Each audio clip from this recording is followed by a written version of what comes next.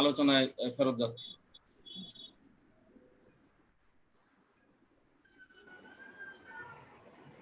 আসসালামু আলাইকুম প্রিয় দর্শকবৃন্দ, আমরা আমাদের আজকে নির্ধারিত আলোচনা শুরু করতে যাচ্ছি। আমাদের আজকের আলোচনার বিষয় হচ্ছে যে সাম্প্রতিককালে করোনা মহামারীর কারণে বাংলাদেশের সকল শিক্ষা প্রতিষ্ঠানের শিক্ষা কার্যক্রম সরকার একটা নির্দিষ্ট সময়ের জন্য বন্ধ ঘোষণা করে তারপরে সময়গুলো বৃদ্ধি পেতেই থাকে। এই অবস্থায় বেসরকারি বিশ্ববিদ্যালয়গুলো অনলাইনে তাদের কার্যক্রম শুরু করে। শুরুর দিকে এটা নিয়ে কারো কারো কথা থাকলেও, বিশ্ববিদ্যালয় মঞ্জুরি কমিশনের কথা থাকলো, পরবর্তীতে তারা পরিপত্র প্রদানের মাধ্যমে সকল ধরনের শিক্ষা কার্যক্রম তারা আবার অনুমোদন দেয়। তো এই যে বেসরকারি বিশ্ববিদ্যালয়ের শিক্ষা কার্যক্রম বন্ধ হয়ে গিয়ে আবার শুরু হয় অনলাইন ক্লাসিং এর মাধ্যমে, এই বিষয়টা নিয়ে মূলত আমাদের আজকের আলোচনা। আমাদের সাথে অংশ নিচ্ছেন 5 জন গুরুত্বপূর্ণ গেস্ট। একজন হচ্ছেন ডক্টর মোশাররফ হোসেন মাসুদ, তিনি Bangladesh army university of engineering and technology সেটার অতিরিক্ত রেজিস্ট্রার। এরপরে আছেন ডক্টর আলী আসগর তালুকদার, তিনি বিজিএমইএ ইউনিভার্সিটির ইংরেজি ডিপার্টমেন্টের হেড। আলোচনা রাখবেন ডক্টর মোহাম্মদ শরীফুল হক, তিনি আন্তর্জাতিক ইসলামী বিশ্ববিদ্যালয় চট্টগ্রামের অর্থনীতি ও ব্যাংকিং বিভাগের চেয়ারম্যান। উপস্থিত আছেন উত্তরা ইউনিভার্সিটি ট্রিপলি বিভাগের চেয়ারম্যান ডক্টর শাকওয়াত জামান সেলিম এবং বাংলাদেশ ইসলামী বিশ্ববিদ্যালয়ের ইসলামিক স্টাডিজ বিভাগের প্রভাষক জনাব সাদিক মোহাম্মদ ইয়াকুব স্যার। তো আলোচনার সূত্রপাত করার জন্য আমি ডক্টর মোহাম্মদ শরীফুল হক স্যারকে অনুরোধ করছি যে স্যার আপনি যদি একটু আলোচনা শুরু করে দেন, তাহলে আমরা আজকে আমাদের আলোচনায় আগাতে পারি। জি, ধন্যবাদ প্রিয় মডারেটর। সম্মানিত আলোচক বৃন্দ ও সুধীজন, আসসালামু আলাইকুম ওয়া রাহমাতুল্লাহ। সেই সাথে সবাইকে জানাই মাহে রমজানের শুভেচ্ছা। আমরা জানি যে আমরা রমজানের শেষ দশকে রয়েছি।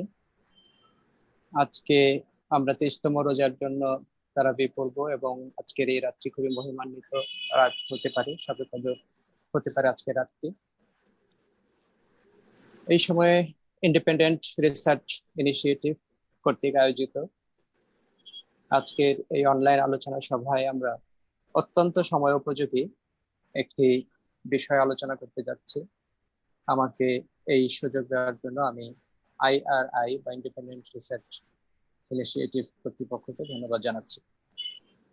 প্রিয় সুধী, আমাদের আজকের আলোচনার বিষয় করোনা মহামারী, অনলাইন শিক্ষাদানের ফলে বেসরকারি বিশ্ববিদ্যালয়ের শিক্ষা ব্যবস্থার পুনরুদ্ধার।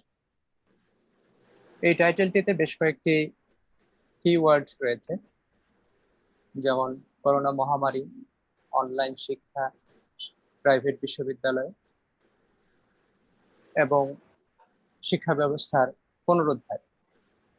মূলত এই কিওয়ার্ডগুলো নিয়েই আমি আজকে কিছু কথা বলবো এবং তার সাথে কিছু প্রাসঙ্গিক বিষয় নিয়ে কথা বলবো ইনশাআল্লাহ। ওমা তাওফীক ইল্লা বিল্লাহ। প্রিয় উপস্থিতি, আমরা সবাই জানি যে আমরা আসলে একটি ক্রান্তিকাল অতিক্রম করছি। এমন ক্রান্তিকাল এই বিশ্ব এর আগে আর কখনো প্রত্যক্ষ করে নাই। এটিকে আমরা একটি মহামারী বলছি, যেটি বিশ্বব্যাপী ছড়িয়ে পড়েছে। গতকাল পর্যন্ত আমরা যেটি দেখেছি যে 3 লক্ষের অধিক মানুষ করোনা আক্রান্ত হয়ে মৃত্যুবরণ করেছে। 40 লক্ষের অধিক মানুষ অলরেডি এফেক্টেড হয়েছে এবং আমরা দেখছি যে এর মধ্যে একটি আশার দিক হলো যে অনেকেই সুস্থ হয়েছে। এই মহামারীটি চীন থেকে শুরু হয়ে বিস্তার লাভ করেছে ইরান হয়ে, ইটালি হয়ে বিভিন্ন জায়গা থেকে গিয়েছে ইউরোপের বিভিন্ন দেশে, এবং আমরা পরবর্তীতে দেখেছি যে আফ্রিকা এবং আমেরিকাতে এটা সবচেয়ে বেশি প্রভাব বিস্তার করেছে এবং আমেরিকা সবচেয়ে বেশি এফেক্টেড হয়েছে এখনো পর্যন্ত। এই স্বাস্থ্য ব্যবস্থা আক্রান্ত হওয়ার পাশাপাশি আমরা দেখেছি যে মহামারীটি শুরু হওয়ার পরপরই আমাদের শিক্ষা ব্যবস্থার মধ্যে এটি অত্যন্ত জোরালোভাবে প্রভাব বিস্তার করেছে। মার্চের প্রথমে আমরা দেখেছি 6টি দেশ, সেখানে তাদের স্কুলগুলো বন্ধ হয়ে গেছে, লকডাউন হয়েছে, এবং মার্চের শেষের দিক থেকে এসে আমরা দেখেছি বিশ্বের 187টি দেশে এই শিক্ষা ব্যবস্থা, যেটা ফিজিক্যাল শিক্ষা ব্যবস্থা, আমরা স্কুল আঙ্গিনায় গিয়ে বা কলেজ প্রাঙ্গণে গিয়ে, ক্যাম্পাসে গিয়ে, বিশ্ববিদ্যালয় ক্যাম্পাসে গিয়ে যে শিক্ষা ব্যবস্থা, শিক্ষা লাভ করি, সেটি বন্ধ হয়ে গেছে লকডাউনের কারণে। বন্ধ হয়ে যাওয়ার পাশাপাশি আমরা দেখেছি যে যারা ডেভেলপড কান্ট্রি, উন্নত বিশ্বগুলো, উন্নত রাষ্ট্রগুলো রয়েছে, স্বয়ং চায়না থেকেই তারা লকডাউনে গেলেও একটি বিকল্প ব্যবস্থায় শিক্ষার্থীদেরকে পাঠদানের জন্য সচেষ্ট হয়েছে। আসলে এরকম করোনার মতো যে কোনো মহামারীর কারণে বা অন্য কোনো প্রাকৃতিক দুর্যোগের কারণে যদি পরিবেশের মধ্যে যে কোনো ধরনের পরিবর্তন আসে, তাহলে সেই পরিবর্তনের ফলে আমরা দেখি যে সেই এলাকার অথবা সেই রাষ্ট্রের অর্থনীতি, সেখানকার মার্কেট সিস্টেম, মার্কেট স্ট্রাকচার বা বাজার ব্যবস্থা, পলিটিক্যাল রিফর্মস, রাজনৈতিক সংস্কার, এবং সর্বোপরি কম্পিটিশন বা প্রতিযোগিতা মধ্যে একটা বড় ধরনের পরিবর্তন আসে। স্ট্র্যাটেজিক ম্যানেজমেন্ট পড়ানো হয় বিজনেস ডিসিপ্লিনে। সেখানে আমরা দেখছি যে কোনো পরিবর্তনের কারণে দুটো অবস্থা তৈরি হয়, একটি হলো অপরচুনিটি, আরেকটি হলো থ্রেট। এই করোনার কারণে আমাদের শিক্ষা ব্যবস্থার মধ্যে যেমন করে নাকি একটি থ্রেট তৈরি হয়েছে, পাশাপাশি বিকল্প ব্যবস্থা, অনলাইন শিক্ষার ব্যবস্থা অথবা ই লার্নিং অথবা টেকনোলজি বেসড এডুকেশন অথবা ডিস্টেন্স লার্নিং, দূরশিক্ষণ, সেটিও আমরা এভাবে বলতে পারি, সেটি একটি বিকল্প শিক্ষা ব্যবস্থা হিসেবে আমাদের সামনে এসে উপস্থিত হয়েছে। 21st সেঞ্চুরি যখন শুরু হয়, তখনই অনেকের ধারণা হয়েছে যে এই 21st সেঞ্চুরিটি আসলে একটি ব্যতিক্রম ধরনের সেঞ্চুরি হতে যাচ্ছে, যেখানে আমাদেরকে অনেক ব্যতিক্রম কিছু প্রত্যক্ষ করতে হবে। যেমন আমরা দেখেছি যে মার্কেটিং সিস্টেমের মধ্যে কিছু প্রতিযোগিতার ব্যাপার তৈরি হয়েছে। কোডাক তাদের এক্সপার্টাইজ ছিল ফিল্ম ডেভেলপমেন্ট, তারা ক্যামেরা ইন্ডাস্ট্রিতে তাদের খুব ভালো পরিচালনা ছিল। এক সময় কোডাক দেখলো তার রিসিশন হচ্ছে, সে প্রতিযোগিতায় তার সেল কমে যাচ্ছে। সে চিন্তা করলো যে এটা কি অন্য কোনো ক্যামেরা ইন্ডাস্ট্রি, এটা কি ক্যানন, এটা কি সনি, নাকি এটা অন্য কোনো ধরনের প্রোডাক্ট, ইয়াশিকা, কারা আমার শেয়ার নিয়ে নিচ্ছে। পরে তারা এক্সপ্লোর করলো যে তাদের শেয়ার নিয়ে নিচ্ছে হলো নোকিয়া, একটা সেলফোন, স্মার্টফোন, যেটাতে খুব হাই রেজলিউশনের ক্যামেরা আছে। সবাই সেলফোনের ক্যামেরা ইউজ করা শুরু করে দিল, প্রোডাক্টের মার্কেট রিসেশনের দিকে যেতে থাকলো। একইভাবে ইন্ডিয়ান মার্কেটে এক সময় দেখা গেল যে ইন্ডিয়ান এয়ারলাইন্স একটা থ্রেটের মধ্যে পড়লো, প্যাসেঞ্জার কমে যাচ্ছে, পার্টিকুলারলি ইন্ডিয়া থেকে ইউরোপে বা আমেরিকাতে প্যাসেঞ্জার সংখ্যা কমে যাচ্ছে। তারা চিন্তা করলো যে আমাদের প্যাসেঞ্জার যাচ্ছে কোথায়, এটা কি ক্যাথে প্যাসিফিক, এটা কি সিঙ্গাপুর এয়ারলাইন্স, নাকি এটা থাই এয়ারওয়েজ, নাকি ব্রিটিশ এয়ারওয়েজ, কারা আসলে আমার প্যাসেঞ্জার নিয়ে যাচ্ছে। একটা পর্যায়ে এসে তারা এক্সপ্লোর করলো অনেক রিসার্চের পরে যে না, এটা অন্য কোনো এয়ারলাইন্স না, তাদের সেম ইন্ডাস্ট্রির কেউ না, তাদের আসলে মার্কেট পড়ে যাচ্ছে বা তাদের বাজার হারাচ্ছে সিসকো সিস্টেমের কারণে। সিসকো সিস্টেম কি করলো যে অনলাইন মিটিং এর আয়োজন করলো। তো অনলাইন মিটিং এর আয়োজন করে তারা প্যাসেঞ্জার সংখ্যা কমিয়ে দিল এয়ারলাইন ইন্ডাস্ট্রির। তাহলে এটি আমরা দেখতে পাচ্ছি, যেটা আমাদের জন্য বড় একটি উদাহরণ। এই একইভাবে এই করোনা আসার আগে থেকেই অনেক উন্নত রাষ্ট্র চিন্তা করছিল যে না, তাদের আসলে এই ম্যানুয়াল সিস্টেম থেকে, এডুকেশনের এই ম্যানুয়াল সিস্টেম থেকে বের হয়ে গিয়ে তাদের একটি অনলাইন সিস্টেমে আসতে হবে। যাই হোক, আমরা দেখেছি যে সারা বিশ্বে 1.3 বিলিয়ন শিক্ষার্থী এই করোনার কারণে এফেক্টেড হয়েছে। আমাদের এই বাংলাদেশে আমরা জানি যে 104টি প্রাইভেট বিশ্ববিদ্যালয় রয়েছে বা বেসরকারি বিশ্ববিদ্যালয় রয়েছে। এই বেসরকারি বিশ্ববিদ্যালয়গুলোর শিক্ষার্থীরা আমাদের যখনই 17 মার্চ থেকে আমরা লকডাউনে আসলাম এবং বন্ধের ঘোষণা আসলো, আমাদের ক্যাম্পাসে গিয়ে শিক্ষা গ্রহণ এবং শিক্ষাদান এটি বন্ধ হয়ে গেল। তারপর পরই আমরা দেখেছি যে ইউনিভার্সিটি গ্রান্ট কমিশন থেকে যে সার্কুলার আসলো সেটি হলো যে আমাদের অনলাইনে ক্লাস কন্ডাক্ট করতে হবে। সেই অনুযায়ী আমরা ক্লাস কন্ডাক্ট করা শুরু করলাম। তো শুরু করতে গিয়ে আমরা যেই বিপত্তিগুলোর মধ্যে পড়েছি সেটি হচ্ছে আমাদের আসলে এক ধরনের আনপ্রিপেয়ার্ডনেস একটি বিষয়। আরেকটি বিষয় হলো যে এই যে নতুন একটি সিস্টেম, এই সিস্টেমটির সাথে আমরা আমাদেরকে অ্যাডপ্ট করতে পারছিলাম না খুব সহজে। আমরা আমাদের কাছে ওই ধরনের ইনস্ট্রুমেন্ট অ্যাভেলেবল ছিল না যেটার মাধ্যমে আমরা অনলাইনে ক্লাস নিতে পারি। অধিকাংশ বিশ্ববিদ্যালয়ে, যেটা আমি জানি, যে ইভেন আমাদের আন্তর্জাতিক ইসলামী বিশ্ববিদ্যালয় চট্টগ্রাম, এটি বেশ বড় একটি বিশ্ববিদ্যালয়, প্রায় 11,000-12,000 শিক্ষার্থী এখানে রয়েছে। চট্টগ্রামে আমরা খুব বড় একটি ক্যাম্পাসের মধ্যে আমাদের পাঠদান পরিচালনা করি। তো আমাদের পোর্টফোলিও অফ ডিপার্টমেন্টস রয়েছে এখানে। তো এখানে আমরা দেখলাম যে ইভেন আমাদের ইঞ্জিনিয়ারিং ডিপার্টমেন্ট, তারাও আইবি রেকগনাইজড সব ইঞ্জিনিয়ারিং ডিপার্টমেন্ট, কিন্তু তাদের কাছেও খুব বেশি ইনস্ট্রুমেন্ট নেই ক্লাস নেওয়ার মতো।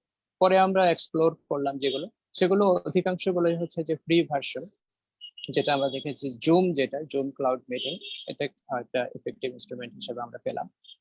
আমাদের ইন্টারনাল যেটা একটি প্ল্যাটফর্ম রয়েছে যেটা মোডলের মাধ্যমে ডেভেলপ করা যায়। আর আরেকটি আমরা দেখলাম যে যেটা হচ্ছে গুগল ক্লাসরুম। তো স্বাভাবিকভাবে একটি বিষয় এসে যায় এখানে, যেটি হলো যে আসলে আমাদের মাইন্ডসেট, আমরা কি এটাকে অ্যাকসেপ্ট করব, নিউ যে বিষয়টা আমাদের সামনে এসেছে আমরা কি এটাকে অ্যাকসেপ্ট করব নাকি করব না। স্বাভাবিকভাবে আমরা দেখি যে নতুন কোনো টেকনোলজি বা নতুন কিছু যখন আসে তখন আমরা শুরুতেই একটা নেগেটিভ মাইন্ডসেট আমাদের থাকে। আসলে এটি হয় এই কারণে যে আমরা অনেক সময় বুঝতে পারি না যে এটার বেনিফিটস গুলো কি, যেটা থেকে আমরা কিভাবে সুবিধা নিতে পারি। সেই জন্য বেসিক্যালি আমাদের এই ধরনের একটা ব্লক মাইন্ডসেট থাকে, যে কারণে আমরা আসলে এগুলোকে ওয়েলকাম করতে পারি। তো আমার মনে হয় যে আমরা শুরুতে এটা ফেস করলেও পরবর্তীতে এই বিষয়গুলো আমরা ওভারকাম করতে পেরেছি। আর আরেকটি বিষয় যেটা যে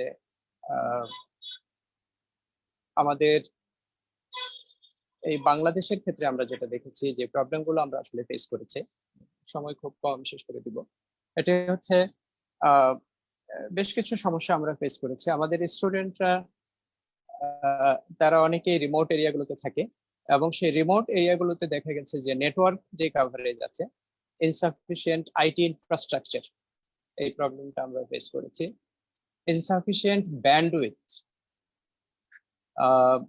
এরপরে আমাদের যে ডেটা আছে, মোবাইল ডেটা, ইন্টারনেট ডেটা, সেই ডেটাগুলোর প্রাইস খুব বেশি কনভিনিয়েন্ট না। আমাদের স্টুডেন্টরা এই বিষয়গুলো ফেস করেছে, এগুলো আমাদের সামনে তুলে ধরেছে। এই সময়েও এই যে ডিজিটাইজেশনের কথা আমরা বলছি, এই সময়ে এসেও আমরা দেখি যে আমাদের অনেক রিমোট এরিয়াতে প্রায় সব সেলফোন কোম্পানিগুলোর সমানভাবে নেটওয়ার্ক কভারেজ পাওয়া যায় না। তো এটি আমাদের জন্য একটি ডিসঅ্যাডভান্টেজ দেখেছি। আরেকটি হলো লোডশেডিং। লোডশেডিং এর কারণে অনেক সময় স্টুডেন্টরা ইলেকট্রিসিটি পায় না। ইলেকট্রিসিটি না থাকলে যেটি হয় যে ফ্রিকোয়েন্টলি 2-3টি ক্লাস করতে গেলে যদি 1 ঘন্টা করেও 3টা ক্লাস থাকে 3 ঘন্টা, অনেক সময় অনেক সেলফোনে 3 ঘন্টা চার্জ থাকে না, অনেক সময় অনেক ল্যাপটপেও 3 ঘন্টা চার্জ থাকে না। সো এটি এই প্রবলেমগুলো স্টুডেন্টরা ফেস করেছে এবং তারা আমাদেরকে এগুলো রিপোর্ট করেছে। তারপরে ডেটার যে প্রাইসিং আছে, আমরা হিসেব করে দেখেছি যে প্রতি সপ্তাহে 20 ঘন্টা করেও যদি ক্লাস থাকে স্টুডেন্টদের, তাহলে প্রতি মাসে 80 ঘন্টা ক্লাস থাকে। 80 ঘন্টা ক্লাস করতে গেলে প্রায় 16 জিবি ডেটার প্রয়োজন হয়। তো 16 জিবি ডেটার একটা বান্ডেল যদি কিনতে হয় তাহলে স্টুডেন্টদের প্রায় 300-400 টাকা খরচ হয়ে যায় এখানে। তো যদিও আমরা আমাদের অনেক স্টুডেন্টরা আছে যারা হয়তো বিভিন্নভাবে এরকম একটা অ্যামাউন্ট খরচ করে ফেলে, কিন্তু এই ক্লাসের জন্য তাদের একটা মাইন্ডসেট এরকম থাকে যে আমরা টিউশন ফি দিয়েছি, তারপরে আবার বিভিন্ন এক্সাম ফি দিচ্ছি বা অন্যান্য কিছু ফি দিচ্ছি, এরপরে আবার এসে আমরা এই ডেটার জন্য পে করতে যাব। এটা আমরা ফেস করেছি এবং আমাদের বিশ্ববিদ্যালয়ে আমরা এক পর্যায়ে চিন্তাও করেছিলাম যে স্টুডেন্টদেরকে হয়তো ডেটা প্রোভাইড করা যায় কিনা। তো সেটি করতে গিয়েও আমরা প্রবলেমের মধ্যে পড়েছি, কারণ সবাই তো একই ধরনের সেলফোন কোম্পানির সার্ভিস নিচ্ছে না। সো আমরা আসলে কাকে কোন ধরনের সার্ভিস দিব, এটা একটা প্রবলেম। এক পর্যায়ে আমরা এটাও চিন্তা করেছিলাম যে তাদেরকে হয়তো আমরা কম্পেনসেট করতে পারি কিনা, তাদের টিউশন ফি থেকে ওয়েভার দিয়ে কম্পেনসেট করতে পারি, যাতে করে তারা এটা একটু কনভিনিয়েন্ট ফিল করে যে হ্যাঁ তারা ডাটা আপাতত কিনবে এবং তারা এখন এটা ইউজ করবে। যাই হোক, আমি একেবারেই শেষ পর্যায়ে এসে কয়েকটা রিকমেন্ডেশন করতে চাই। সেটা হচ্ছে একটা হলো পজিটিভ মাইন্ডসেট। একটা কথা আছে এরকম যে pessimist finds difficulties in opportunities. পেসিমিস্টরা সবসময় অপরচুনিটির মধ্যে প্রবলেম দেখবে, আর অপটিমিস্ট যারা, তারা সবসময় অপরচুনিটির মধ্যে they find opportunities in difficulties. So it's better to be optimist যে difficulties এর মধ্যে আমরা opportunity খুঁজবো, opportunityর মধ্যে difficulty নয়। So we must have a positive mindset যদি আমরা এটাকে embrace করতে চাই। এবং আরেকটা হলো যে আমাদের এখানে ইনভেস্টমেন্ট করতে হবে, ইউনিভার্সিটি গুলোর পক্ষ থেকে একটা ভালো ইনভেস্টমেন্ট দরকার আছে। যেমন টার্কির এক্সপিরিয়েন্স আমি শুনেছি, আমাদের ছাত্ররা বলেছে তাদের স্টুডেন্ট ডরমিটরি গুলোতে ডেটা প্রোভাইড করা থাকে। আমরাও দেখেছি মালয়েশিয়াতে আমাদের ডরমিটরি গুলোতে ডেটা ছিল, আমরা ইউজ করেছি, ওয়াইফাই ছিল আমাদের এটা। তারপরে বিশ্ববিদ্যালয়গুলো কি করতে পারে যে লার্নার সিম, আমি দেখেছি রিসেন্টলি থাইল্যান্ড থেকে আমাদের এক ভাই এসেছে, উনি বলছেন যে আমাদেরকে লার্নিং সিম দিয়ে দেওয়া হচ্ছে ইউনিভার্সিটি গুলোর পক্ষ থেকে। সেখানে একটা প্যাকেজ থাকছে যেটার মাধ্যমে তারা ক্লাস করতে পারছে। তো এই এক্সপেরিয়েন্স গুলো যদি আমরা অ্যাড করতে পারি আমাদের, এটা আসলে আমি জাস্ট কনক্লুশন এটাই বলতে চাই যে it's actually not a choice, it's must, যে উই মাস্ট গো অনলাইন।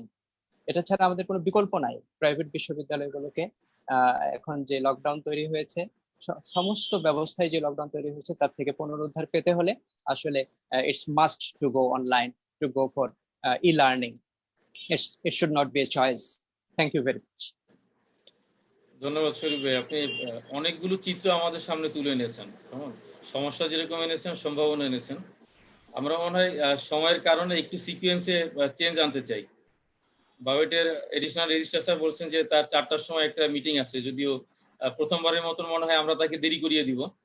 একটু সিকোয়েন্স চেঞ্জ করে আমি ডক্টর মোশাররফ হোসেন মাসুদ স্যার কি বলবো যে স্যার আপনি যদি আপনার বিষয়টা এখন একটু বলেন, যেহেতু আপনার একটু সময়ের তারা আছে।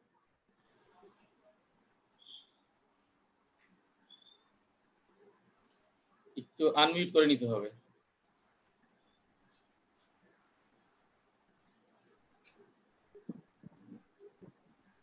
আসসালামু আলাইকুম। আজকের আয়োজনের উদ্যোক্তা ডক্টর জুলফিকার হাসান এবং আমাদের আলোচক প্যানেল এবং যারা আমাদের সাথে যুক্ত হয়েছেন সবাইকে আমার আন্তরিক অভিনন্দন। আসসালামু আলাইকুম। আমি প্রথমে একটি বিষয়ে মনে করিয়ে দিতে চাই সবাইকে, সেটি হচ্ছে বেসরকারি বিশ্ববিদ্যালয় প্রতিষ্ঠার প্রেক্ষাপট। যেহেতু আমাদের আজকের আলোচনার বিষয় বেসরকারি বিশ্ববিদ্যালয়ের শিক্ষার পুনরুদ্ধার নিয়ে, তো একটা সময় দেশের শিক্ষা প্রতিষ্ঠানগুলোতে নানা কারণগুলো এখন আর উল্লেখ করি না, প্রচুর সেশন জ্যাম ছিল, যে কারণে দেশের মেধাবী শিক্ষার্থীরা দেশের বাইরে চলে যেত পড়াশোনা করতে। আমি নিজেও 5 বছরের 4 বছরের আমাদের শিক্ষা জীবন শেষ করতে হয়েছিল 8 বছরে। তো এই সংকটকালীন সময়ে আমাদের দেশের মেধাবী শিক্ষার্থীরা যাতে বিদেশে না চলে যায় সেজন্যই মূলত আমাদের এই প্রাইভেট বিশ্ববিদ্যালয় শুরু হয়েছিল। কিন্তু আজকে এই করোনা পরিস্থিতির কারণে এই বিশ্ববিদ্যালয়গুলোর শিক্ষা যখন বন্ধ হয়ে যাচ্ছে, পাবলিক বিশ্ববিদ্যালয়ের ছাত্রদের এক ধরনের মাইন্ডসেট থাকে যে বিশ্ববিদ্যালয় বন্ধ আছে, খুলবে তখন ক্লাস হবে। কিন্তু প্রাইভেট বিশ্ববিদ্যালয়গুলোর সাথে অনেকগুলো ফ্যাক্টর জড়িত, যেখানে যদি শিক্ষা ব্যবস্থায় জ্যাম সৃষ্টি হয় তাহলে শিক্ষার্থীরা ক্ষতিগ্রস্ত হচ্ছে, বিশ্ববিদ্যালয় ক্ষতিগ্রস্ত হচ্ছে, এখানে যারা কর্মরত রয়েছেন তারা ক্ষতিগ্রস্ত হচ্ছে, শিক্ষার্থীদের তাদের শিক্ষা জীবন ক্ষতিগ্রস্ত হচ্ছে। সবকিছু মিলিয়ে এটি একটি বড় ধরনের চ্যালেঞ্জ এবং এটি উত্তরণের জন্যই মূলত বেসরকারি বিশ্ববিদ্যালয়ের শিক্ষক কর্মকর্তা এবং এর বোর্ড অফ ট্রাস্টিজের কর্তৃপক্ষ চিন্তা করছিলেন যে এই জায়গাটাতে কি করা যায়। এবং আমরা শেষ পর্যন্ত স্বস্তি ফেলছি এই জন্য যে এই জায়গাটিতে সবগুলো বিশ্ববিদ্যালয় মোটামুটি ভাবে তারা ঘুরে দাঁড়িয়েছে এবং বিশেষত বিশ্ববিদ্যালয় মঞ্জুরি কমিশনও এই বিষয়ে অনুমোদন দিয়েছে। এখানে অনেকগুলো সীমাবদ্ধতা আছে যেগুলো অলরেডি আমার আগে আলোচনা হয়ে গিয়েছে, যেমন নেট সমস্যা, বিদ্যুৎ সমস্যা, এরপর এখানে আর্থিক সংশ্লিষ্টতার বিষয়, পর্যাপ্ত টেকনোলজিক্যাল সাপোর্টের অভাব আছে অনেক বিশ্ববিদ্যালয়গুলোতে, ইত্যাদিতে অনেকগুলো সীমাবদ্ধতা আছে। কিন্তু শেষ পর্যন্ত আমি বলবো যে জুম কিংবা গুগল মিট অথবা গুগল ক্লাসরুম অথবা কোনো ইউনিভার্সিটি ডেডিকেটেড সফটওয়্যারের মাধ্যমে তারা এই সমস্যাটি অনেকখানি সমাধান করতে পেরেছেন। আমরা দেখছি আমাদের বিশ্ববিদ্যালয়ের সবগুলো ক্লাস নিয়মিতভাবে যেভাবে থিওরি ক্লাসগুলো হতো সেভাবে অনুষ্ঠিত হচ্ছে, এবং এই সকল ক্লাসগুলোতে 70% শিক্ষার্থী আমরা তাদেরকে উপস্থিত পাচ্ছি। এছাড়াও বিভিন্নভাবে তাদের কাছে রিডিং ম্যাটেরিয়ালস গুলো দেওয়া হচ্ছে, তাদেরকে বিভিন্ন সহযোগিতা দেওয়া হচ্ছে, তাদের কোয়ারি গুলো আলাদাভাবে শিক্ষকরা সমাধান করে দিচ্ছেন। এভাবে এই প্রক্রিয়া এগিয়ে চলছে।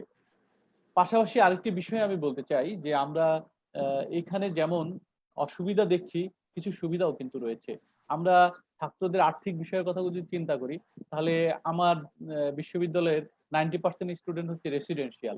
এই রেসিডেন্সিয়াল স্টুডেন্টদের জন্য তাদের যে পার মান্থ কস্ট, এটি কিন্তু মোটেই কম নয়। তো এখন তারা বাড়িতে বসে যদি শিক্ষাটি পেতে পারে, তাহলে সেখানে তাদের এই জায়গাটাতে, এই সময়টাতে তারা নিরাপদ থাকতে পারছে, তারা পরিবারের সাথে থাকতে পারছে, এবং তারা অন্যান্য স্বাস্থ্য সুরক্ষা বিধি মেনে তাদের শিক্ষা কার্যক্রমগুলো চালিয়ে যেতে পারছে।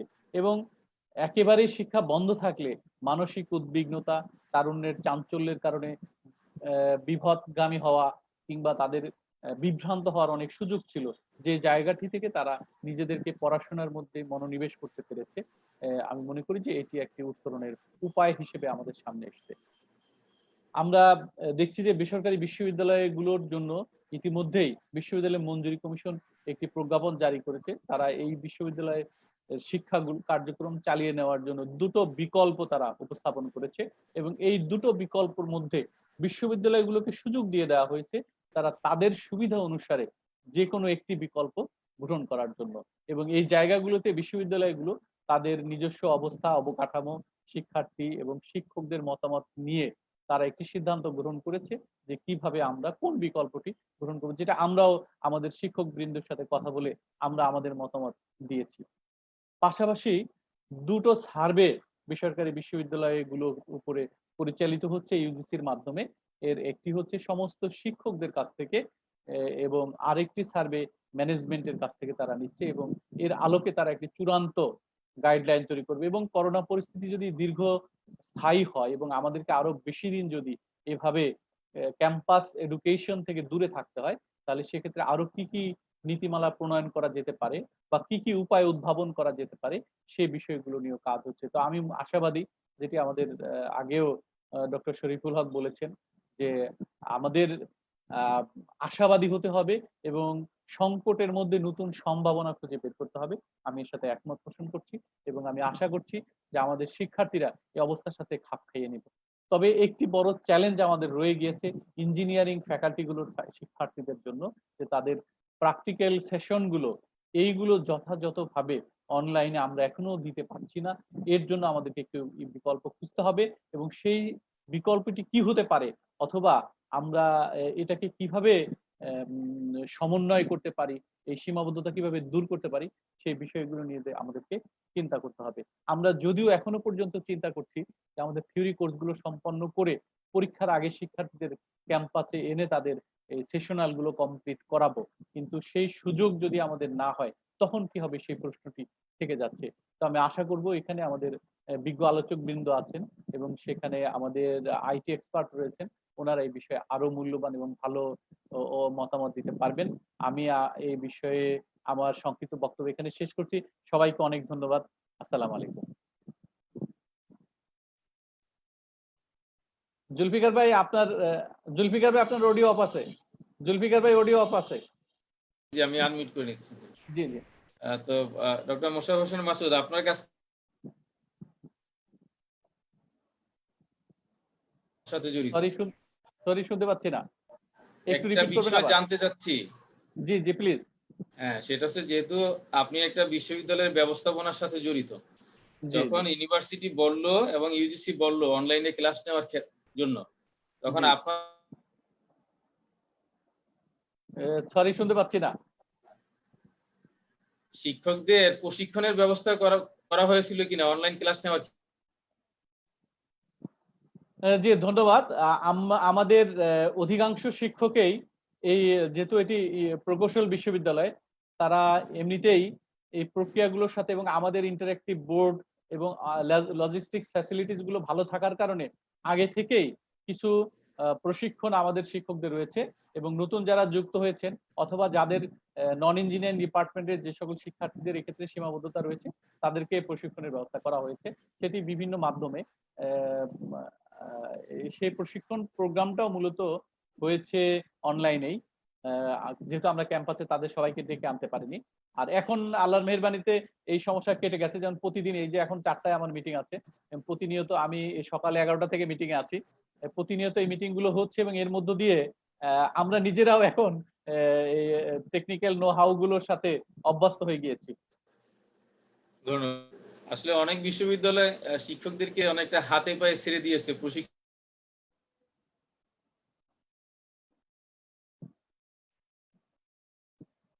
জি আপনাকে শুনতে পাচ্ছি না। এ পর্যায়ে আমরা ডক্টর আলী আসগর তালুকদার ভাই,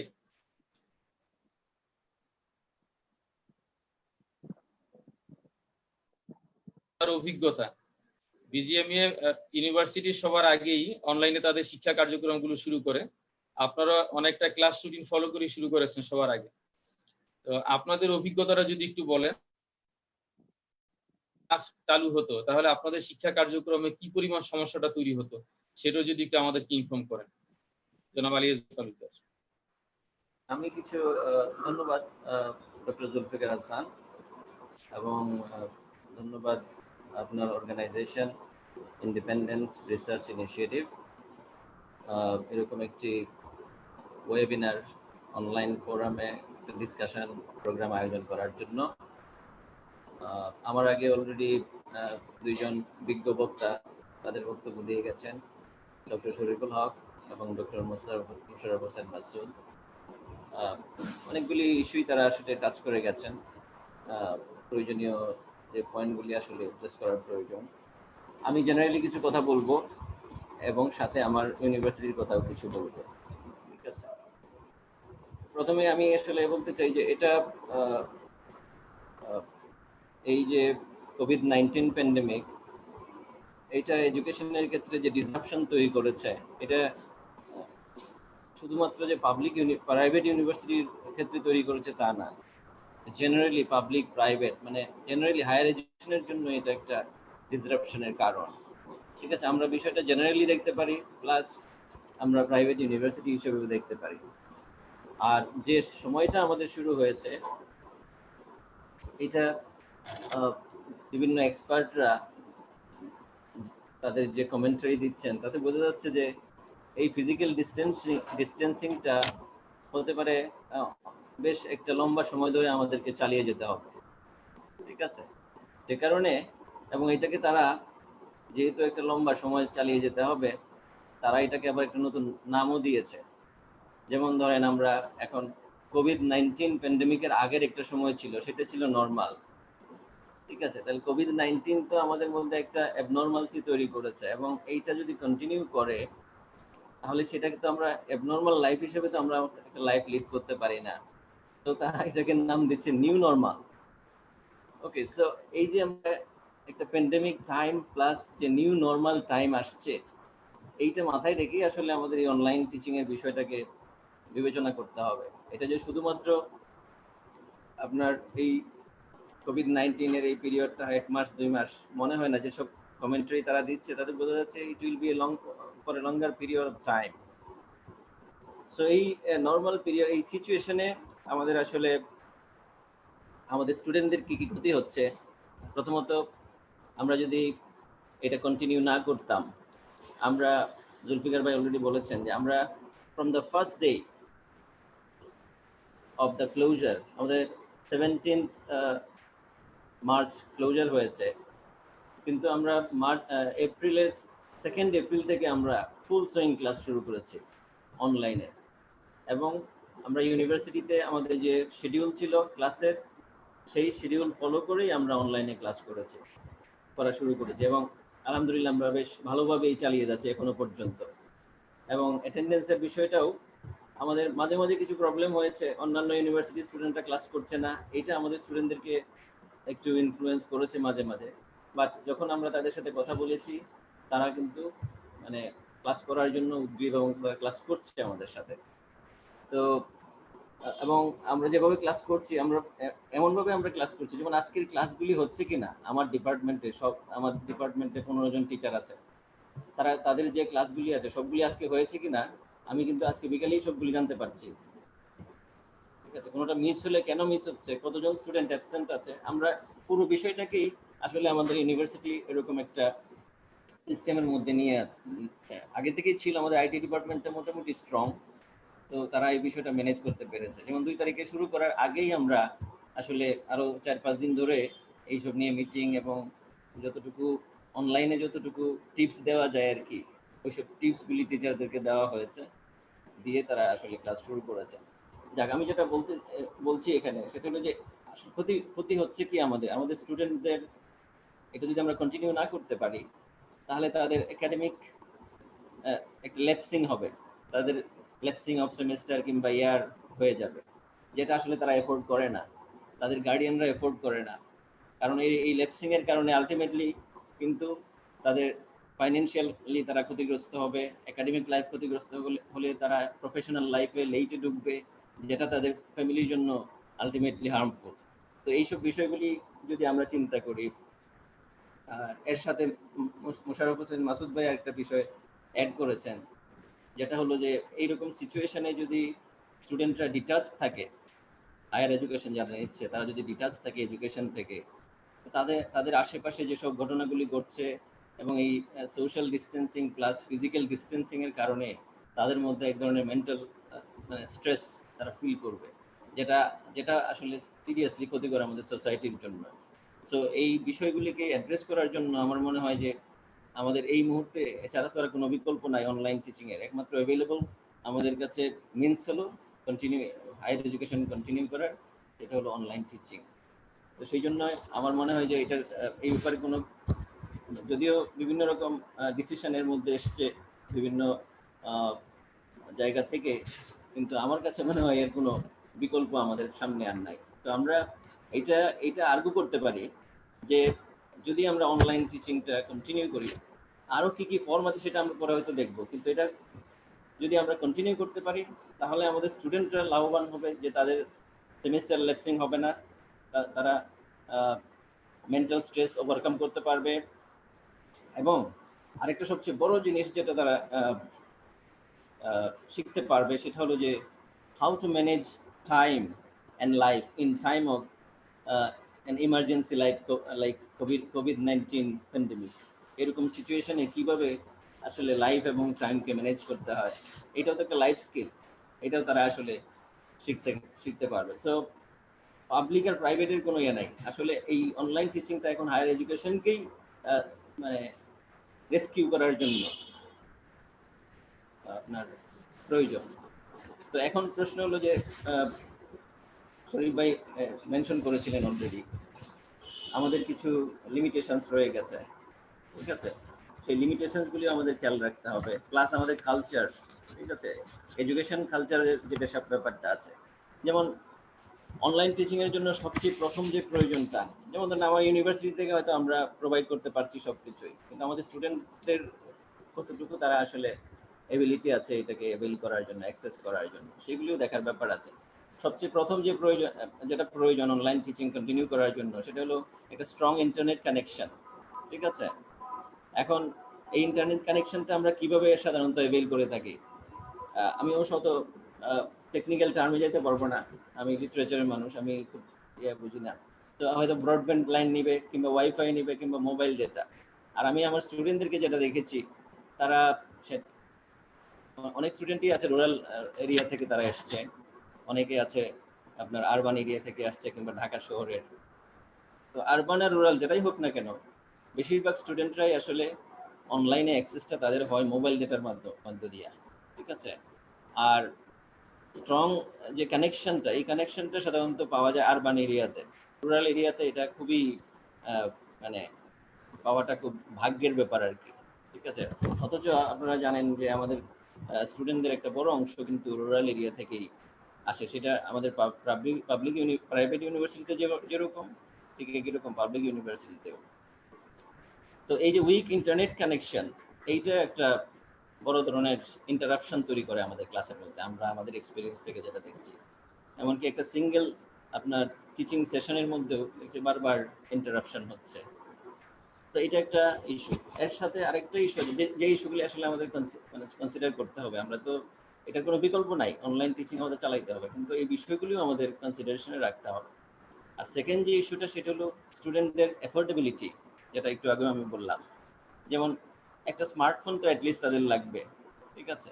সেই স্মার্টফোন কিন্তু অনেকেই প্রাইভেট ইউনিভার্সিটি স্টুডেন্টরা অনেকেই এটা অ্যাফোর্ড করে, কিন্তু তাদের মধ্যে এমন কিছু স্টুডেন্ট আছে যারা আসলে সেটা তাদের অ্যাফোর্ডেবিলিটির বাইরে, ঠিক আছে। প্লাস এই যে ডেটার কথা যেটা বলেছেন শরীফ ভাই, যে ডেটার যে কস্টটা সেটাও বেয়ার করা অনেকের জন্য কঠিন হয়ে যায়, ঠিক আছে। যাই হোক, এগুলি ফেস করেও কিন্তু আমাদের স্টুডেন্টরা রেগুলার ক্লাস করছে, এবং ইন্টারেস্টিংলি আমাদের ক্লাসের অ্যাটেন্ডেন্স প্রায় আপনার 80% অন অ্যান অ্যাভারেজ, ঠিক আছে।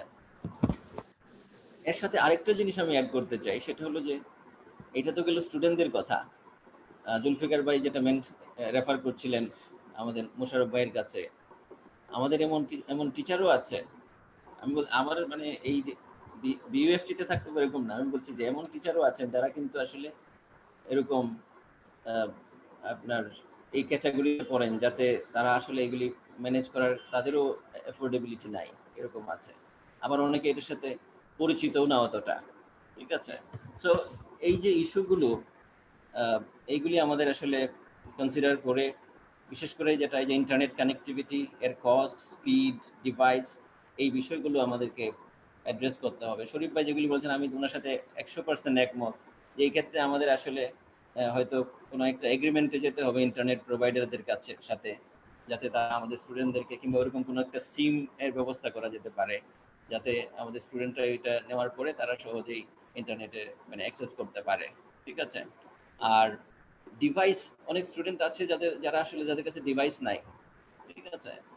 তো সেটাও অ্যাভেলেবল করতে হবে, যেহেতু আমাদের এই সিচুয়েশনটা এখন প্যান্ডেমিক আকারে চলছে, হয়তো নেক্সট টাইম নিউ নর্মাল আকারে চলবে, তাহলে এটা তো আমাদের কন্টিনিউ করতে হবে। সো আর আমরা তো কাউকে পিছনে ফেলে রেখে চলে যেতে পারবো না। সো এইটা কিভাবে অ্যাভেলেবল করা যায়, এইটা নিয়েও আমাদের মনে হয় একটু চিন্তা করার ব্যাপার আছে। হতে পারে অন লোন আমরা তাদেরকে সেটা প্রোভাইড করলাম ইনস্টলমেন্টের মাধ্যমে। এগুলো অবশ্য আপনারা যারা বিজনেসের লোকজন তারা ভালো বুঝবেন, বাট যেটা আমি বুঝি যে এটা অ্যাভেলেবল করাটা অবশ্যই প্রয়োজন অনলাইন ক্লাস কন্টিনিউ করার জন্য। এটা একটা ইস্যু। আর আরেকটা যে বিষয় আছে, যেমন আমি বলছিলাম যে কালচারাল ইস্যু, এটা আরেকটা ব্যাপার, যে এটা একটা শখের মতো হঠাৎ করে আমরা কিন্তু আমাদেরকে we have been compelled to adopt online teaching, যেটা এর আগে আমাদের কারো মানে কেউই আমরা আসলে ফ্যামিলিয়ার ছিলাম না। আমরা যেমন টিচাররা, একই রকম ভাবে স্টুডেন্টরা আমাদের চেয়ে অনেক বেশি ডিজিটাল, দে আর ডিজিটাল জেনারেশন, কিন্তু তারাও কিন্তু এটা একটা মানে লার্নিং এর জন্য ডিজিটাল ডিভাইস ইউজ করাটা এটা তাদের কাছে একটা শখ হিসাবেই এসছে। সো এইটা আসলে this is because of the situation. আমার ধারণা এটা আস্তে আস্তে কন্টিনিউ করলে তারাও হ্যাবিচুয়েটেড হয়ে যাবে।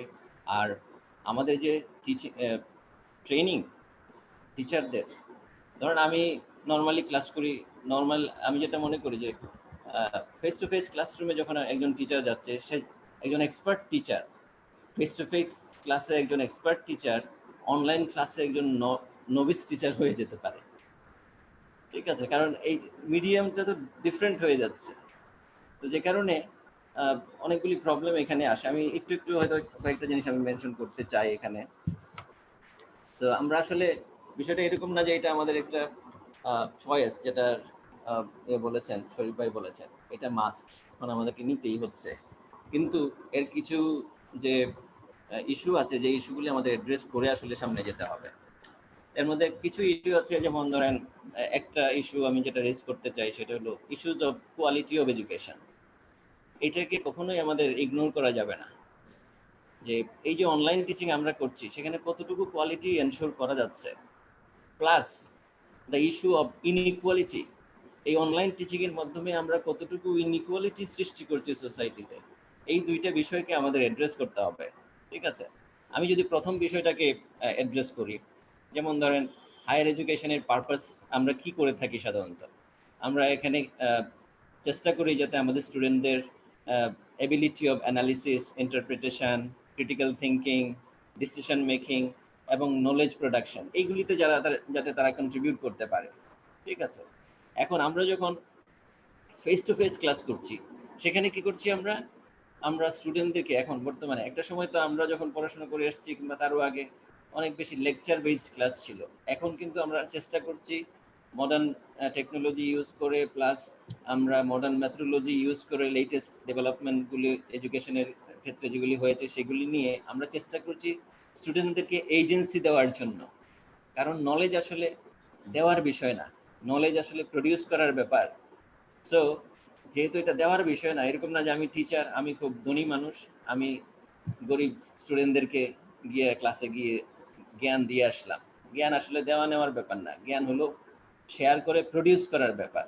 আর সেই জন্যই এখন এডুকেশন ফিলসফিতে স্টুডেন্টদেরকে এজেন্সি দেওয়ার প্রশ্ন আসছে, যে তাদের ভয়েস দিতে হবে, তাদেরকে দিয়ে কাজ করাতে হবে।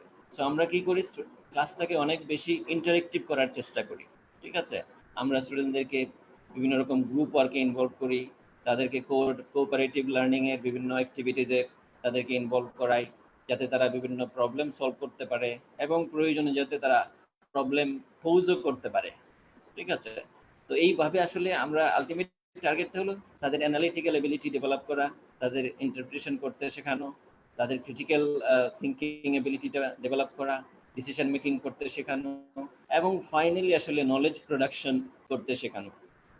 এখন এই যে ফেস টু ফেস ক্লাসের মধ্যে কিন্তু আমরা তাদেরকে দেখতে পাচ্ছি তারা কিভাবে আমার দিকে তাকাচ্ছে, তাদের জেস্টার, পোস্টার, এভরিথিং, এবং সেই অনুযায়ী একজন টিচার তার ডেলিভারিটা দিতে পারছে, প্লাস প্রয়োজন অনুযায়ী সে বিষয়গুলিকে অ্যাড্রেস করতে পারছে। কিন্তু অনলাইন ক্লাসে দেখেন সমস্যা হয়েছে যে এখানে লেস পসিবিলিটি অফ ইন্টারাকশনের পসিবিলিটিটা অনেক কমে যায়। যদিও জুম আমরা ইউজ করছি, জুমে একজনকে আরেকজনের দেখা যাচ্ছে, প্লাস ইন্টারেক্ট করা যাচ্ছে, কিন্তু সমস্যা হলো যে একই সাথে 2-3 জন যখন কথা বলে ওঠে তখন কিছুই শোনা যায় না। ওয়াইরাস ক্লাসরুমে কিন্তু 10 জন একসাথে কথা বললেও বিষয়গুলির একটা ইন্টারাকশন হয়। তো এই বিষয়গুলি হলো ডিমেরিটস, এটা আর কি, এগুলি মাথায় রেখে আমাদের সামনে যেতে হবে। তো এই যে ব্যাপারটা, পসিবিলিটি অফ ইন্টারাকশন। আর আরেকটা বড় বিষয় হচ্ছে যে যখন আমরা চালাচ্ছি এই যে কানেক্টিভিটির বিষয়টা, যেহেতু আমাদের কানেক্টিভিটিটা অনেক উইক, এমনকি ঢাকা শহরেও যারা থাকে বেশিরভাগ স্টুডেন্টরাই যেহেতু মোবাইল ফোনের মাধ্যমে এই অ্যাক্সেসটা নেয়, দেখা যাচ্ছে যে একটা ক্লাসের সময়ের মধ্যেই ক্লাস করতে অবস্থায় দেখা যায় বারবার তাই সে কাট অফ হয়ে যাচ্ছে। কাট অফ হয়ে যাওয়ার কারণে আবার সে জয়েন করছে। তো এই যে প্রবলেমটার কারণে সে কিন্তু অনেক কিছু মিস করছে, লেকচারের কিংবা যে ক্লাসে যে ডিসকাশন হচ্ছে সেগুলি তার মিস হচ্ছে। তো এই কারণে আপনার বেশিরভাগ সময় দেখা যায় যে আমাদেরকে সব মিউট করে রাখতে হয় স্টুডেন্টদের, প্লাস ভিডিও অফ করে রাখতে হয়। ভিডিও চালালে আপনার ডেলিভারিটা কিংবা আমার কথাটা ওরা শুনতে পারে না, যে কারণে সবাই ভিডিও অফ করে রাখে, প্লাস তাদের মাইক্রোফোনও অফ থাকে। তো এই তখন যখন একজন টিচার কথা বলছে, আসলে কার সাথে কথা বলছি আমি, আমার কাছে মাঝে মাঝে মনে হয় am I talking to who am I talking to, কাদের সাথে কথা বলছি। তো এইরকম একটা প্রবলেম সামনে থেকে যায়। ঠিক আছে, তো এটা আসলে আনফ্যামিলিয়ারিটির কারণে, কারণ এটা এর আগে তো আমরা এটা ফেস করিনি। তো এই ক্ষেত্রে আসলে কানেক্টিভিটি, স্ট্রং কানেক্টিভিটি, ইন্টারনেট কানেক্টিভিটির কোনো বিকল্প নাই, ওইটা আমাদেরকে এনশিওর করতে হবে। যেহেতু এই সিচুয়েশনটা আমাদের নিউ নর্মাল সিচুয়েশন হতে যাচ্ছে, এবং আমার মনে হয় এটা সরকারিভাবেই এই বিষয়টা নিয়ে ইউজিসি তারা ডিসকাস করে স্পেশালি এডুকেশনের জন্য স্পেশাল তারা নেটওয়ার্ক তৈরি করতে পারে কিনা সেটা আমাদের মনে হয় দেখতে হবে। আর এই কারণে আলটিমেটলি আমরা যেটা থেকে আস্তে আস্তে এগিয়ে যাচ্ছিলাম কোয়ালিটি এডুকেশন ইনশোর করার জন্য ক্লাসরুমে আমরা বেশি ইন্টারেক্টিভ হচ্ছিলাম। এখন এই কোভিড-19 কিন্তু আমাদেরকে, আমার মনে হচ্ছে না আবার আমাদেরকে ওই মানে ব্যাক টু লেকচার মেথড ওইখানে নিয়ে যাচ্ছে। ঠিক আছে, তো এই বিষয়গুলিকে আমাদেরকে চিন্তা করে কিভাবে এগুলিকে অ্যাড্রেস করা যায় সেটা আমরা দেখব। আমরা কিছু জিনিস অ্যাড্রেস করেছি ডিপার্টমেন্টে, আমি সেগুলি আপনাদের সাথে শেয়ার করব। এখানে আরেকটা জিনিস আমি একটু মেনশন করে যাই, কি আমরা স্টেপ নিয়েছি সেগুলির আগে। সেটা হলো যে যাদের যেসব স্টুডেন্টের এই কানেক্টিভিটির প্রবলেম আছে, আমি তো এতক্ষণ কোয়ালিটির কথা বললাম, ইনইকুয়ালিটিরও ব্যাপার আছে এখানে। যেমন যাদের এই কানেক্টিভিটির প্রবলেম আছে, যাদের স্ট্রং ব্রডব্যান্ড লাইন আছে সমস্যা নাই, তারা কিন্তু ভালো করে ক্লাসে অ্যাড্রেস মানে অ্যাটেন্ড করতে পারছে। কিন্তু ইয়েস, আমি শেষ করে দেবো। সো কিন্তু এবং যারা এই গ্যাজেট মানে হ্যান্ডেল করার ক্ষেত্রে অতটা এক্সপার্ট না, আনফ্যামিলিয়ার, নতুন, তারা কিন্তু এখান থেকে অনেক কিছুই এই এডুকেশন থেকে তারা বঞ্চিত হবে। ঠিক আছে, সেই ক্ষেত্রে এটা কি আসলে আলটিমেটলি ইনইকুয়ালিটি তৈরি করবে কিনা, ঠিক আছে, এবং সেটা আলটিমেট প্রভাবটা কি পড়বে, এটাও আমাদেরকে চিন্তা করে সামনে এগিয়ে যেতে হবে। এর সাথে যোগ হচ্ছে হলো আপনার এই একই বিষয়ে, এই দুইটা বিষয় ইকুয়ালিটি এবং ইনইকুয়ালিটি, এই দুইটার ব্যাপারেই আবার এক্সামের আরেকটা ইস্যু আছে। সেখানেও এই বিষয়গুলো আমাদের মনে হয় বিবেচনা করে সামনে এগিয়ে যেতে হবে। তো মূল ব্যাপার হলো যে আমাদের আসলে এগুলি হলো আমাদের ইস্যুস যেগুলি কনসিডার করতে হবে, কিন্তু অনলাইন টিচিং এর এই মুহূর্তে আর কোনো বিকল্প আমাদের সামনে আসছে না। হয়তো ভবিষ্যতে যখন নিউ নর্মাল চালু হবে, অনলাইনের সাথে হয়তো আরো কিছু যোগ হয়ে হয়তো ব্লেন্ডেড কিছু হবে, but online must be there. ঠিক আছে, যেটা দেখা যাচ্ছে আর কি। তো ফাইনালি আমি যেটা বলতে চাই যে আমাদের এই অনলাইন টিচিং চালানোর জন্য আমাদের এটা এনশিওর করতে হবে যে স্ট্রং ইন্টারনেট কানেকশন, এটা যাতে অ্যাভেলেবল করা যায়। সেটা কিভাবে করা যায় আইটি লোকেরা ভালো করে বুঝতে পারবেন। আর ক্যাপাসিটি ডেভেলপমেন্টের প্রশ্ন আছে আমাদের, যেমন বিজিএমই ইউনিভার্সিটিতে আমাদের আইটি সেকশন বেশ স্ট্রং, আমরা আগে থেকে কিছু কিছু বিষয় এগুলো অনলাইনে করার চেষ্টা করেছি। তো এটা আরো মনে হয় স্ট্রংলি করার প্রয়োজন আছে বিভিন্ন ইউনিভার্সিটিগুলোকে, এই অনলাইন টিচিং ক্যাপাসিটি ডেভেলপমেন্টের বিষয়টাকে ফোকাস করতে হবে। আর একটা বিষয় হলো যে টিচার ট্রেনিং। ঠিক আছে, এই একজন টিচারকে তো হঠাৎ করে এখানে ছেড়ে দিয়ে বললাম যে একজন এক্সপার্ট টিচারও এখানে নোভিস টিচার হয়ে যাচ্ছে। ঠিক আছে, আমার কাছে নিজের কাছে এরকম মনে হয়। তো সেই জন্য এখানে ট্রেনিং এর প্রয়োজন আছে। আর সবচেয়ে বড় বিষয় হচ্ছে যে টিচার ট্রেনিংটা কি, মানে necessity is the best teacher trainer. ঠিক আছে, তো এই প্রয়োজন আসছে বলে আমরা অনেক কিছু এখানে এখন করতে পারছি, করতে করতে শিখছি। তারপরেও ট্রেনিং পেলে সেটা আরো বেশি আমাদের জন্য হেল্পফুল হবে। আর এই ক্ষেত্রে যেসব প্রবলেমগুলি বললাম, কোয়ালিটি এবং ইনইকুয়ালিটির বিষয়টা, যে মোডে অলরেডি আমরা আছি সেখানেও কিন্তু এগুলিকে আমরা কিছুটা অ্যাড্রেস করে তারপরে সামনে যেতে পারি, এবং এই ক্ষেত্রে সবচেয়ে বড় ভূমিকাটা পালন করতে পারেন আমাদের শিক্ষকগণ। ঠিক আছে, আমরা যেটা এখানে করছি, যেমন ধরেন আমাদের স্টুডেন্টরা যারা এরকম ইন্টারাপ্টেড হচ্ছে, কিংবা যারা হয়তো বা লোডশেডিং এর কারণে মিস করে ফেলছে ক্লাসটা, তো সেটার জন্য আমরা কি করছি, আমাদের প্রত্যেকটা ক্লাস রেকর্ডিং হচ্ছে। রেকর্ডিং করে সেই রেকর্ডিংটা আমরা আবার আমাদের ই লার্নিং নামে আমাদের আরেকটা সফটওয়্যার আছে, সেখানে আমরা আপলোড করে দিচ্ছি বিএফটিতে। ঠিক আছে, যে কারণে স্টুডেন্ট যদি কোনো কারণে মিস করে থাকে, সে পরবর্তীতে এটা অ্যাভেল করতে পারবে। এটা একটা ইস্যু। প্লাস আমরা এটা এইভাবে আমরা আসলে যেটা করার চেষ্টা করছি, একটা মানে কম্বিনেশন করতে চাচ্ছি যে সিনক্রোনাস এবং অ্যাসিনক্রোনাস এই দুইটা অ্যাপ্রোচকে। তো এইটা একটা ইস্যু। আর আপনার যে আমরা যে লেকচারগুলি দিচ্ছি, এটা আমাদের মাস্ট, আমরা আমাদের ইংলিশ ডিপার্টমেন্টে আমরা মাস্ট করে দিয়েছি সব টিচারের জন্য, যে আপনি যে লেকচার দিচ্ছেন সেই লেকচার নোট অবশ্যই এটা আপলোড করতে হবে, স্টুডেন্টদেরকে অ্যাভেলেবল করে দিতে হবে। কারণ হয়েছে কি যে হঠাৎ করে বন্ধ হয়ে যাওয়ার কারণে অনেক স্টুডেন্ট আমার অনেক দূরে চলে গেছে, তারা হয়তো বই নিয়ে যায় নাই, তো তাদের তো পড়াশোনা চালিয়ে যেতে হবে। সেই জন্য মানে টিচিং ম্যাটেরিয়াল, লার্নিং ম্যাটেরিয়াল এগুলি আমরা অ্যাভেলেবল করার ব্যবস্থা করেছি। আরেকটা জিনিস এক্সট্রা আমরা যেটা করেছি সেটা হলো যে ক্লাসের পাশাপাশি আমাদের স্টুডেন্টরা যারা এরকম মিস করছে, ধরেন মিস করার পরে হয়তো সে রেকর্ডিংটা পেয়েছে, প্লাস ক্লাস নোটও পেয়েছে, কিংবা লেকচার নোট পেয়েছে, কিন্তু তারপরেও তার কোনো এডিশনাল কোয়ারিজ থাকতে পারে। সেই জন্য আমরা আমাদের ইউনিভার্সিটির যেমন কাউন্সিলিং আওয়ার আছে, আমরা এখানে অনলাইনে কাউন্সেলিং আওয়ার ইন্ট্রোডিউস করেছে আমাদের ইংলিশ ডিপার্টমেন্টের টিচাররা, সেটাই করেছেন। সো অনলাইন জুমেও করতে পারে, অথবা কোনো স্টুডেন্ট যদি ফিল করে টেলিকনফারেন্সিং এর মাধ্যমে টেলি কাউন্সেলিং নিবে, সেটাও তারা করতে পারবে। তো সেইভাবে আমরা মানে প্রবলেমগুলি একটু রিডিউস করার চেষ্টা করছি। কখনো এটা নর্মাল লাইফের মতো হবে না, বাট আমরা রিডিউস করার চেষ্টা করছি। আরেকটা যেটা আমি করছি, যেমন অ্যানালিটিক্যাল এবিলিটি কিংবা এই রিফ্লেক্টিভ বিষয়গুলিকে এনশোর করার জন্য আমি পার্সোনালি আমার স্টুডেন্টদেরকে প্রত্যেকটা ক্লাসের পরেই তারা যাতে একটা রিফ্লেক্টিভ নোট লেখে ওই ডিসকাশনের ইস্যুটার উপর, সেইটা আমরা ইন্ট্রোডিউস করেছি, এবং তারা সেগুলি লিখে ওগুলি আবার আমাকে সাবমিট করছে, আমি এগুলি দেখে বিভিন্ন কমেন্টারি করছি বিভিন্ন ক্লাসে। তো এইভাবে আসলে আমরা মোটামুটি চালিয়ে যাচ্ছি। তো মূল ব্যাপার হলো যে আমরা এই প্রবলেমগুলো আছে, প্রবলেমগুলো অ্যাড্রেস করতে হবে, আর কন্টিনিউ করার মধ্যেই আমাদের আসলে লাভ, কারণ এতে আমাদের স্টুডেন্টদের একাডেমিক লাইফ হ্যাম্পার্ড হবে না আলটিমেটলি, এবং তাদের ফ্যামিলি ক্ষতিগ্রস্ত হবে না, তারা মেন্টাল স্ট্রেস থেকে মুক্ত থাকতে পারবে। আলটিমেটলি একটা যদি এরকম হঠাৎ করে কলাপস করে এবং একটা 6 মাস 1 বছর এরকম বন্ধ থাকে, তাহলে আমাদের নেশন মানে আমাদের দেশই কিন্তু একটা হঠাৎ করে গ্রাজুয়েটের ভ্যাকুয়ামের মধ্যে পড়ে যাবে। সো সেটাকে অ্যাড্রেস করার জন্য এই অনলাইন টিচিংটা কন্টিনিউ করা প্রয়োজন রয়েছে। তবে অবশ্যই যে প্রবলেমগুলো আছে সেগুলি আমাদের অ্যাড্রেস করে যেতে হবে, যেগুলি আমরা বললাম, যে ইন্টারনেট কানেকশনটা অ্যাভেলেবল করা, প্লাস ডিভাইসগুলো যাদের নাই তাদের কাছে অ্যাভেলেবল করা, আর ট্রেনিং ইন্ট্রোডিউস করা, এই আর কি মোটামুটি। আর টিচারদেরকে এখানে অবশ্যই যেভাবে আমরা চলছি সেখানে আমি মনে করি ফাইনালি যেটা বলতে চাই, আমাদেরকে আসলে পেডাগজি অফ লাভ এটা ইন্ট্রোডিউস করতে হবে, মানে স্টুডেন্টদের প্রতি আমাদের লাভ তৈরি করতে হবে, কারণ স্টুডেন্টরা যে মিস করছে সেটা কিন্তু আমার বুঝতে হবে এখান থেকে। তো সেটা বুঝে সেইভাবে কিভাবে অ্যাড্রেস করা যায়, একটু সময় প্রয়োজন হলে বেশি দিতে হবে। এই হলো আমার কথা। ধন্যবাদ সবাইকেই। ধন্যবাদ ডক্টর আলী আসগর তালুকদার ভাই। আপনি মনে হয় কোনো বিষয় বাকি রাখেন নাই বলার ক্ষেত্রে আর কি, অনেকগুলো দিকে এনেছেন।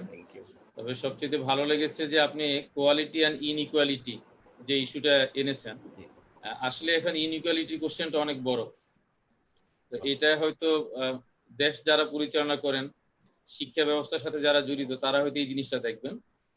তবে ছাত্রদের ক্ষেত্রে যেটা বলতে পারি, আমাদের ডক্টর শরীফ স্যারও মেনশন করেছেন যে ডাটা কিনতে গেলে ওদের প্রচুর টাকা পয়সা খরচ হয়, আর টিচারদের একটা ক্লাস নিতে গেলে কিন্তু প্রচুর পরিমাণে ডাটা খরচ হয়।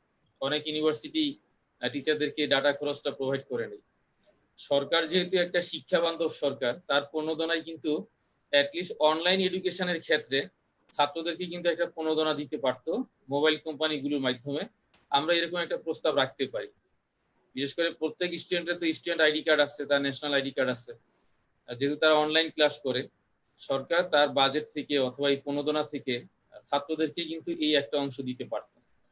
তা আপনার চমৎকার আলোচনার জন্য ধন্যবাদ।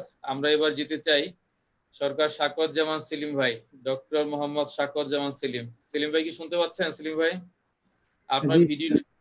আসসালামু আলাইকুম। ওয়ালাইকুম আসসালাম। উত্তরা ইউনিভার্সিটির ট্রিপলির চেয়ারম্যান এবং দেশ বিদেশে পড়াশোনা এবং অধ্যাপনার সাথে জড়িত। আমাদের ভিতরে আমরা বলতে পারি যে একমাত্র আইটি বিশেষজ্ঞ আজকের এই প্যানেলে। আমরা শাকওয়াত জামান সেলিম ভাইয়ের কাছ থেকে একদম দিক নির্দেশনামূলক আলোচনা চাই, যে শিক্ষক ছাত্রদের সুবিধা অসুবিধা, বেসরকারি বিশ্ববিদ্যালয়ের এই কেন্দ্রিক সুবিধা অসুবিধা এবং আপনার কিছু প্রস্তাবনা। ধন্যবাদ মাননীয় মডারেটর এবং প্যানেলের সদস্যবৃন্দকে। আসসালামু আলাইকুম। আমি আসলে যে বিষয়গুলো নিয়ে কথা বলবো, জুলফিকার ভাই আগে বলে দিলেন যে আসলে আইটি বিষয়গুলো আমি আসলে কিছু নোট করে রেখেছি আর কি। ফার্স্টে ছিল আসলে আমাদের আসলে চ্যালেঞ্জগুলো কি কি, চ্যালেঞ্জগুলো ইতিমধ্যে মনে হয় মেনশন হয়েছে আর কি, কি কি চ্যালেঞ্জ আমাদের সেগুলো। তারপর আমাদের রিকোয়ার্ড টেকনোলজি, আসলে কোন টেকনোলজি আমাদের জন্য সুইটেবল, আমাদের ই লার্নিং বলেন বা আমাদের মানে ডিস্টেন্স এডুকেশন বলেন, কোন টেকনোলজি সুইটেবল আমাদের জন্য, সেটা আসলে সেটা একটু আলোচনা করব। তারপর আমাদের ক্লাসরুম মডেল, আসলে কোন ওয়েতে আমরা আসলে ক্লাসগুলো কন্ডাক্ট করলে আসলে আমরা যেমন মানে নর্মাল ক্লাসে আমরা যেভাবে আমরা স্টুডেন্টদের আমরা বুঝাতে সক্ষম হই, সেই সেম ওয়েতে আমরা নিয়ে আসতে পারবো, সেটা নিয়ে একটু কথা বলবো। তারপর আসলে এক্সাম মডেলটা কি হওয়া উচিত, এক্সাম মডেলটা সেটা নিয়ে কথা বলবো।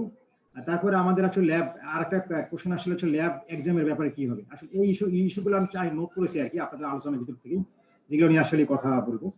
প্রথমে আসলে চ্যালেঞ্জ, আসলে আমাদের চ্যালেঞ্জ গুলো হচ্ছে আসলে আমাদের যেটা স্টুডেন্ট এবং টিচারের যেটা হলো আসলে আইটি নলেজের কিছু লিমিটেশন আছে। আমাদের মানে লিমিটেশন অফ ইন্টারনেট ব্যান্ডউইথ, তারপর আমাদের যেটা আছে যেমন কিছু বিশেষ করে আমাদের উত্তরা ইউনিভার্সিটিতে কিছু অনেক পুয়ার স্টুডেন্ট লেখাপড়া করে, এটা আসলে নিম্ন মধ্যবিত্তদের জন্য ইউনিভার্সিটি, তো অনেকের স্মার্টফোন নেই, এটা ছিল আমাদের জন্য একটা চ্যালেঞ্জ আর কি। তারপরে আমাদের যেমন বেশি স্টুডেন্ট আমাদের আসলে রুরাল এরিয়াতে বাস করে, যেমন অনেকে ক্লাস নেওয়ার সময় দেখা যায় যে মানে ঘরের ছাদের উপরে বা গাছের ডালের উপর বসে তাদের হয়তো বা মানে নেটওয়ার্ক পেতে হয় আর কি। আসলে এগুলো আসলে চ্যালেঞ্জ, এটা আসলে চ্যালেঞ্জ গুলো আসলে ওভারকাম করতে পারলে ভালো। তারপরেও আসলে আমি যেটা সাকসেস হয়েছে, গতকাল ছিল আমার একটা এক্সাম, আমার এক্সামে আমি আসলে 100% আমি মানে এক্সামে আমার অ্যাটেন্ডেন্স ছিল, মানে ক্লাসে ছিল 70 থেকে 75%। আসলে আমরা সার্ভে একটা দেখলাম, আসলে অনেক ইউনিভার্সিটি ইউজিসির কাছ থেকে সার্ভে রিপোর্ট চাওয়া হয়েছিল, সেখানে দেখা গেল 60 থেকে 75% বা 80% আসলে ক্লাস অ্যাটেন্ডেন্স। আমিও দেখছি আমার ক্লাসে আসলে এইরকমই। আর নর্মাল ক্লাসে তো আমাদের কত থাকে, অথবা 80% থাকে, আসলে অনলাইন ক্লাসে কিন্তু আসলে খুব ভেরিয়েশন না, 10 থেকে 15% আসলে ভেরিয়েশন। তো এটা আসলে আমার মনে হয় যদি যেমন ডক্টর শরীফ ভাই যেটা বললেন যে মানে একটা লার্নার একটা যদি ভ্যাকসিন দেওয়া যায়, মানে একটা হাই স্পিড ইন্টারনেট সহ, আসলে এটা মনে হয় আসলে মানে ওভারকাম করা সম্ভব। আর যদি ইউনিভার্সিটি যদি কিছু মানে ডাটা প্রোভাইড করে, তারপরে যদি আরো যারা পুয়ার স্টুডেন্ট তাদের যদি কোনো মানে স্মার্টফোনের ব্যাপারে বা কোনো মানে নোটবুকের ব্যাপারে সাপোর্ট দেয়, আসলে এই জিনিসগুলো আসলে ওভারকাম করা সম্ভব আর কি। তারপরে আমি সেকেন্ডলি যেটা আসে সেটা হলো আসলে রিকোয়ার্ড টেকনোলজি। আসলে আমরা আমাদের এপ্রিলের 25 থেকে শুরু হয়েছিল আসলে লকডাউন আর কি। তখনই আসলে আমরা আসলে সিরিজ মিটিং করতেছিলাম ইউনিভার্সিটিতে, আমরা আসলে কোন টেকনোলজির দিকে যাব, আমরা মডুলে যাব না আমরা গুগল ক্লাসরুমে যাব। আসলে আমরা অনেক কথা আমরা অ্যানালাইসিস করে আমাদের যারা এক্সপার্ট আছে আমাদের মোটামুটি আলহামদুলিল্লাহ আমাদের এখানে আইটি টিমটা অনেক স্ট্রং আর কি। তো আমরা বসে একেবারে আমরা মানে এ টু জেড আমরা অ্যানালাইসিস করে আমাদের জন্য সুইটেবল আমরা আসলে গুগল প্ল্যাটফর্মে আমরা আসলে চুজ করেছি আর কি, যেটা আসলে এর আগে আমাদের সাথে জি সুইটে আমাদের সাথে লাইসেন্স করা ছিল, ইউনিভার্সিটি একটা ওদের লাইসেন্স করা ছিল, আমাদের প্রায় 18,000 অ্যাকাউন্ট স্টুডেন্ট ওপেন করা ছিল। তো এটার ফলে আমরা আসলে আমরা খুব সহজে আমরা জি সুইটটা বেছে নিতে পেরেছি, যার ফলে আমরা আসলে ক্লাস কন্ডাক্টের জন্য আমরা গুগল মিট ব্যবহার করেছি, এবং মানে ক্লাসরুম হিসেবে স্টুডেন্টের সাথে কমিউনিকেশনের জন্য আমরা আসলে গুগল ক্লাসরুমটা ইউজ করেছি, এবং আমরা বিভিন্ন অ্যাসাইনমেন্ট কন্ডাক্ট করার জন্য আসলে গুগল ফর্ম আমরা ইউজ করেছি আর কি। তো এটা আমাদের কাছে সুইটেবল মনে হয়েছে, এবং এটা আসলে অনেকটা ফ্রি। অনেক প্রাইভেট ইউনিভার্সিটিগুলো ইচ্ছা করলে গুগলের সাথে মানে কন্ট্যাক্ট করতে পারে। এই মুহূর্তে আসলে মডুলে যাওয়াটা অনেক টাফ হয়ে যাবে, যেখানে আসলে মানে আইটি স্কিলের দরকার আছে, মানে এই মুহূর্তে এটা আসলে সলিউশন করা টাফ। তো মানে প্রাইভেট ইউনিভার্সিটি যাদের মানে পারে নেই, তারা ইচ্ছা করলে আপনারা গুগলের সাথে কথা বলে তারা এটা সলভ করতে পারে। তারপর আসলে ক্লাসরুমের মডেলের ব্যাপারে আসলে আমরা এখানে যে টেকনোলজিটা ইউজ করছি, আসলে আমরা 3টে স্টেপ, একটা ক্লাসের জন্য আমরা 3টা স্টেপ আমরা ইউজ করছি। ফার্স্টে আমরা ক্লাসটা যেটা আমরা নিয়েছি সেটা আসলে পাওয়ার পয়েন্ট প্রেজেন্টেশন, সেটা অডিও আমরা ক্লিপ যোগ করেছি, প্রত্যেকটা টপিকস ওয়াইজ, প্রত্যেকটা পেজ ওয়াইজ আমরা অডিও ক্লিপ আমরা যোগ করেছি, যেটা আসলে মাইক্রোসফট পাওয়ার পয়েন্টে এটা সম্ভব অডিও করে মানে স্লাইড ওয়াইজ। তারপরে আমরা তো লেকচারটা আসলে জুমে বা কোনো টিচার হয়তো জুমে নিয়েছে বা গুগল মিটে নিয়েছে, এটা ভিডিও করেছি। তারপরে টপিকস ওয়াইজ আমরা ছোট ভিডিও করেছি আমরা, কেউ হয়তো বা বোর্ড ইউজ করেছি, কেউ হয়তো বা খাতা ইউজ করেছি, আমরা আসলে টপিকস ওয়াইজ আমরা করেছি, মানে একটা এর জন্য আমরা 3টা করে, মানে একটা লেকচারের জন্য আমরা 3টা ম্যাটেরিয়ালস স্টুডেন্টদের প্রোভাইড করেছি। একটা হলো ওর presentation slide with audio, secondly ছোট টপিকস ওয়াইজ ভিডিও ক্লিপ, এবং থার্ডলি হলো হোল লেকচার স্লাইড। তো এটার ফলে আসলে আমাদের স্টুডেন্টরা আমার মনে হয় যে মানে ক্লাসে মানে আমাদের ফিজিক্যাল ক্লাসে বা নর্মাল ক্লাসের যে ফ্লেভার আসলে বা যে মানে এর বাইরে মানে আন্ডারস্ট্যান্ডিং যেটা হয়তো সেটার ভিতরেই তারা হয়তো বা মানে তাদের ইনফরমেশন যেটা পেয়ে যাওয়ার সেটা হয়তো বা পেয়ে যাওয়া পসিবল আর কি। আচ্ছা, এরপরে আসলে আমাদের যেটা চ্যালেঞ্জ ছিল, এখন আসলে আমাদের এক্সাম প্রেস আসলে এক্সাম মডেল আছে, কিভাবে আসলে এক্সাম হওয়া উচিত, আমরা কি আসলে অ্যাসাইনমেন্ট বেস যাব না কুইজ বেস যাব না আমরা মানে ওপেন বুক এক্সামে যাব। তো এখানে আমরা আসলে মিক্সড আমরা এক্সাম মডেল নিয়েছি। যেমন আমাদের মিড টার্ম পরীক্ষা অলরেডি হয়ে গিয়েছে, আর কি পরে ছিল ফাইনাল ছিল আমাদের 40 মার্কস। তো এর ভিতরে আমরা দুইটা পার্ট করে ফেললাম। একটা হলো আমরা আসলে ওপেন বুক এক্সামে আমরা গেছি, যেখানে আসলে আমাদের ছিল আইএলটিএস বেস। আমরা আসলে অনেকে আইএলটিএস এক্সাম দিয়েছি আর কি। আইএলটিএস বেস আমরা ওই থিম থেকে আমরা আসলে আমাদের এক্সামটা আমরা আসলে মানে কোশ্চেন মডেলটা আমরা ডিজাইন করেছি আর কি। এবং স্টুডেন্ট ওইভাবে আমরা করছি, যখন আমরা কোশ্চেন তোমাদের দেবো, তোমরা ওই চ্যাপ্টারে যাবা, তোমরা বই পড়বা, পড়ার পরে তোমরা ওখান থেকে তোমরা সলিউশন গুলো বের করবা। এর জন্য নর্মালি আমাদের যেমন 40 মিনিটের জন্য আমাদের 2 আওয়ার্স, বাট ওদের আমরা দিয়েছি 6 আওয়ার্স। বাট এটা কিন্তু অনেকই পসিবল হয়নি, অনেক স্টুডেন্টের ক্ষেত্রে কিন্তু সম্ভব হয়নি। এর ভিতরে অ্যান্সার বের করে দেখা যায় যে আমি মানে অ্যান্সার রিভিউ করলাম, রিভিউ করার পর যেটা দেখলাম না আসলে না নর্মাল আমরা যে এক্সাম থেকে এবং তাদের মার্কের পার্থক্য খুব বেশি না, সেম। যে ছেলে ওই 3ও পাচ্ছে, আবার 10ও পাচ্ছে, আবার 20ও পাচ্ছে। দেখা যায় যে না আমার যে গ্রেডিং, যে আমি হয়তো ওপেন বুক এক্সামের জন্য যে আমার A+ বেশি তা না। আসলে এই তিনটা সিস্টেম আমরা open book exam, assignment base বা আমরা এমসিকিউ, তিনটা আসলে কম্বাইন করার ফলে আসলে এই যে ইকুয়ালিটি যে সিস্টেম আছে আমাদের মানে পরীক্ষা, যেমন আমরা একটা ফুড পিরামিড যেটা আছে আমরা রেজাল্ট ডিস্ট্রিবিউশনের জন্য যেটা আসলে ফলো করা হয়, যে একটা ফুড পিরামিড বা একটা ট্রাইঅ্যাঙ্গেল শেপ যেটা আছে, তো এটা যেটা আসলে ওটা কিন্তু মানা সম্ভব। হয়তো আমাদের A+ পাবে হয়তো বা হয়তো 5%, বি পাবে 10%। এই যে শেপটা, এই শেপটা কিন্তু মেইনটেইন হয়। আমি 3টা এক্সাম কন্ডাক্ট করলাম, আসলে এই মডেলের কারণে এক্সাম মডেলের কারণে আসলে এই শেপটা আসলে পসিবল। যদি আমরা জাস্ট কোশ্চেন গুলো করতে হবে ট্যাক্টফুলি, ওরা আসলে ওখানে বসবে, পড়বে, পড়ার পরে ওরা পড়ে তারপরে অ্যান্সার গুলো বের করবে, কখনো এটা ডাইরেক্ট কোশ্চেন হবে না। এটা ছিল আমাদের এক্সাম মডেল নিয়ে আমাদের মেথড আর কি। তারপরে আসলে যখন এরপরে ছিল কিছু মেথড ছিল, যে আমাদের আসলে দুটো মেথড ছিল, একটা হলো এমসিকিউ, একটা হলো ফাইল আপলোডিং। তো ফাইল আপলোডিং এর ক্ষেত্রে যেহেতু এখানে যদি না হয়, কপি না হয়, সেই জন্য প্রত্যেকটা স্টুডেন্টের জন্য আমরা প্রত্যেকটা পেজে আমরা তাদের স্টুডেন্ট আইডি এবং সিগনেচারে আমরা ব্যবস্থা করেছি, যেটা ওরা এরপরে ওই অ্যান্সার স্ক্রিপ্ট গুলো ওরা আমাদের মানে পোস্ট করে অথবা করে পাঠিয়ে দেবে এক্সাম কন্ডাক্ট শেষ হওয়ার পরে, বা ইউনিভার্সিটি নর্মাল হলে ওগুলো আমরা তখন হয়তো এক্সাম করবো আর কি। তো এগুলো ছিল, এটা ছিল আমাদের আসলে এক্সাম মডেল আর কি। আর হলো আচ্ছা ল্যাব এক্সামের ব্যাপারে আসলে এটা খুব টাফ ব্যাপার আর কি।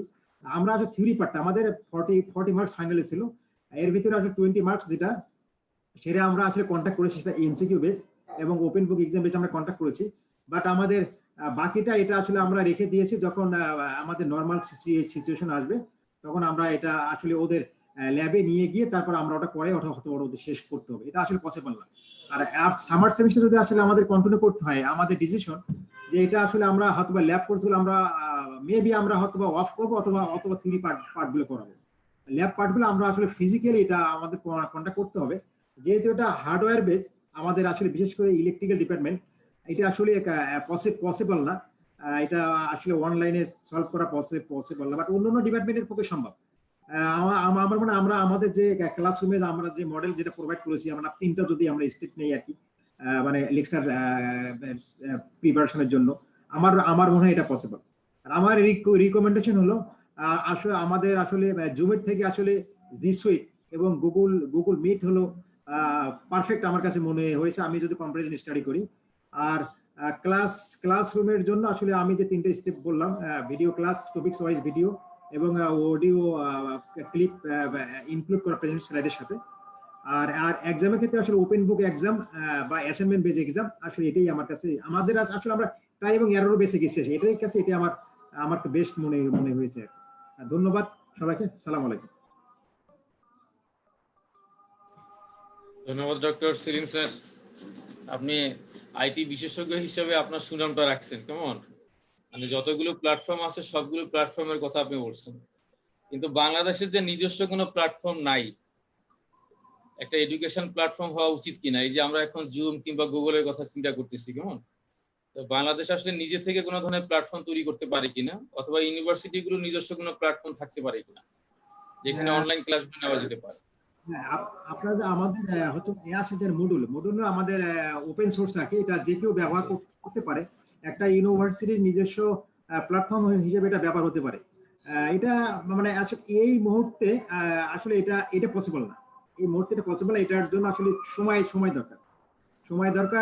মানে হয়তো অনেক ইউনিভার্সিটির আগে যাদের মডেল ছিল তারা হয়তো পেরেছে আর কি।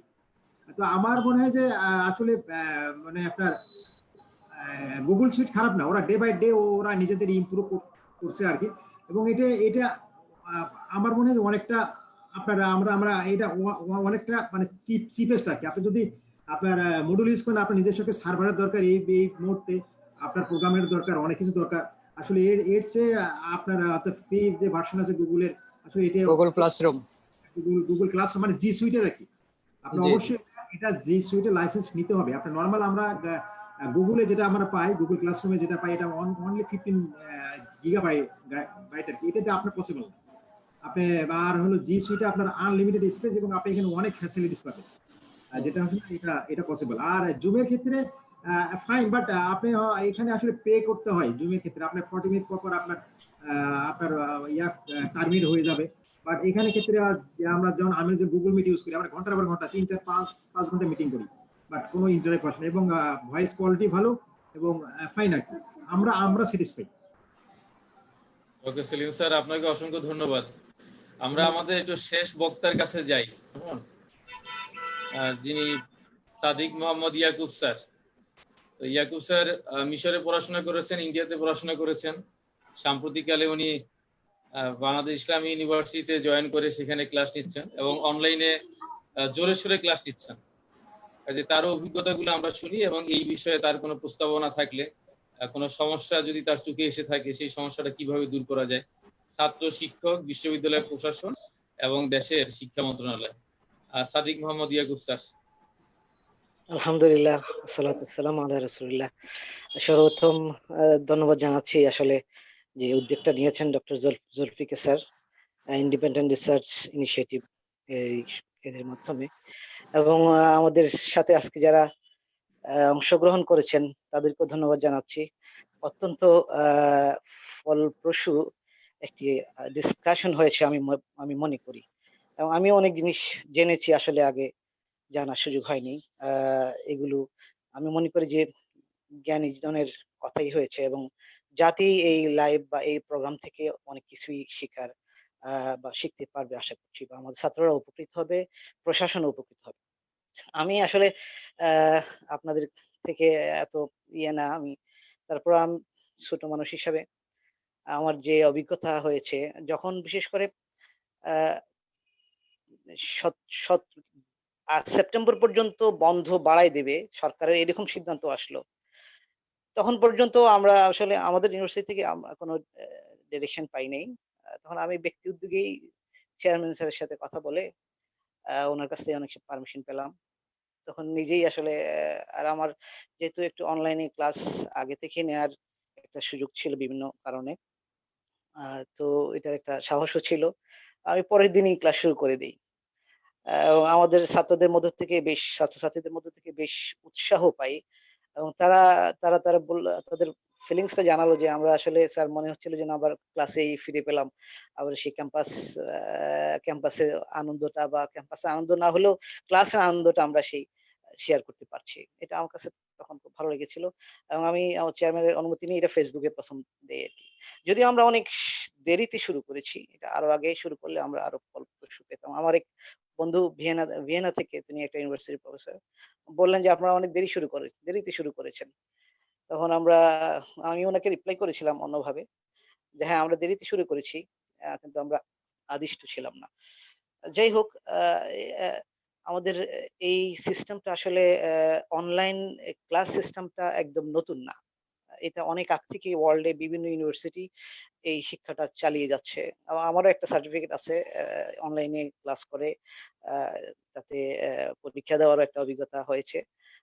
ফলে এই ব্যবস্থাপনাটা আগ থেকেই বা পৃথিবীতে আছে, বিভিন্ন ইউনিভার্সিটি কার্যক্রম চলছে, কিন্তু আমাদের দেশে বা আমরা এইভাবে এখনো সেটাকে ডেভেলপ করতে পারিনি। এবং এটা এই সিচুয়েশন প্যান্ডেমিক এসে আমাদেরকে বাধ্য করেছে অনেকটা এটার সাথে সম্পৃক্ত হতে, যেটা আমাদের উপায় ছিল না। আমাদের যে একটা লিস্ট আমাদের স্যার দিয়েছেন, শরীফুল হক স্যার, যে প্রায় ওয়ার্ল্ডে 1.3 বিলিয়ন শিক্ষার্থী আছে প্রাইভেট ইউনিভার্সিটি গুলোতে। এদের শিক্ষা কার্যক্রম চালিয়ে যাওয়ার জন্য আসলে এর ব্যতিক্রম ছিল না। এর আর কোনো উপায়ও আমি দেখছিলাম না।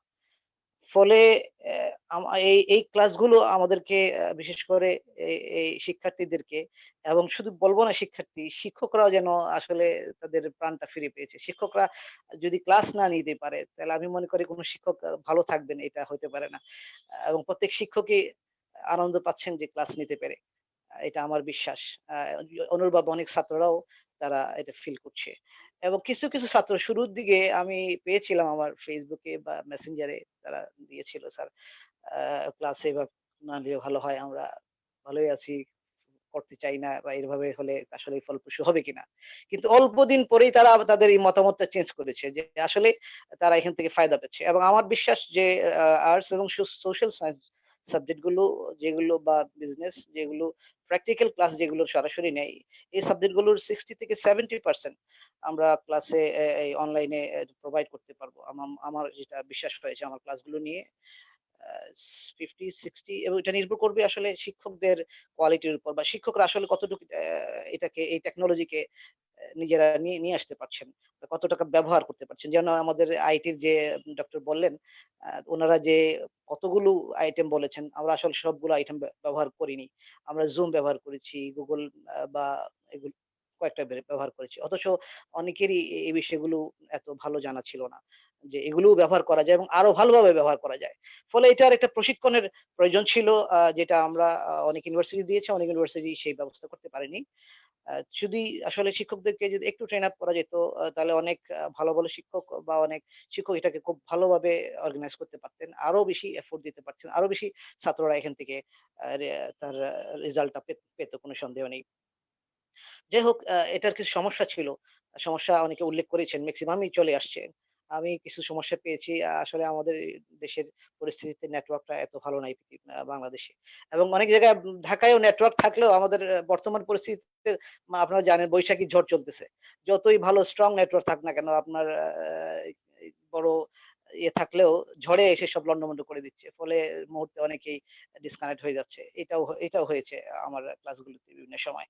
আ সো কিছু কাজ তো আপনার 100% আমরা পারব না।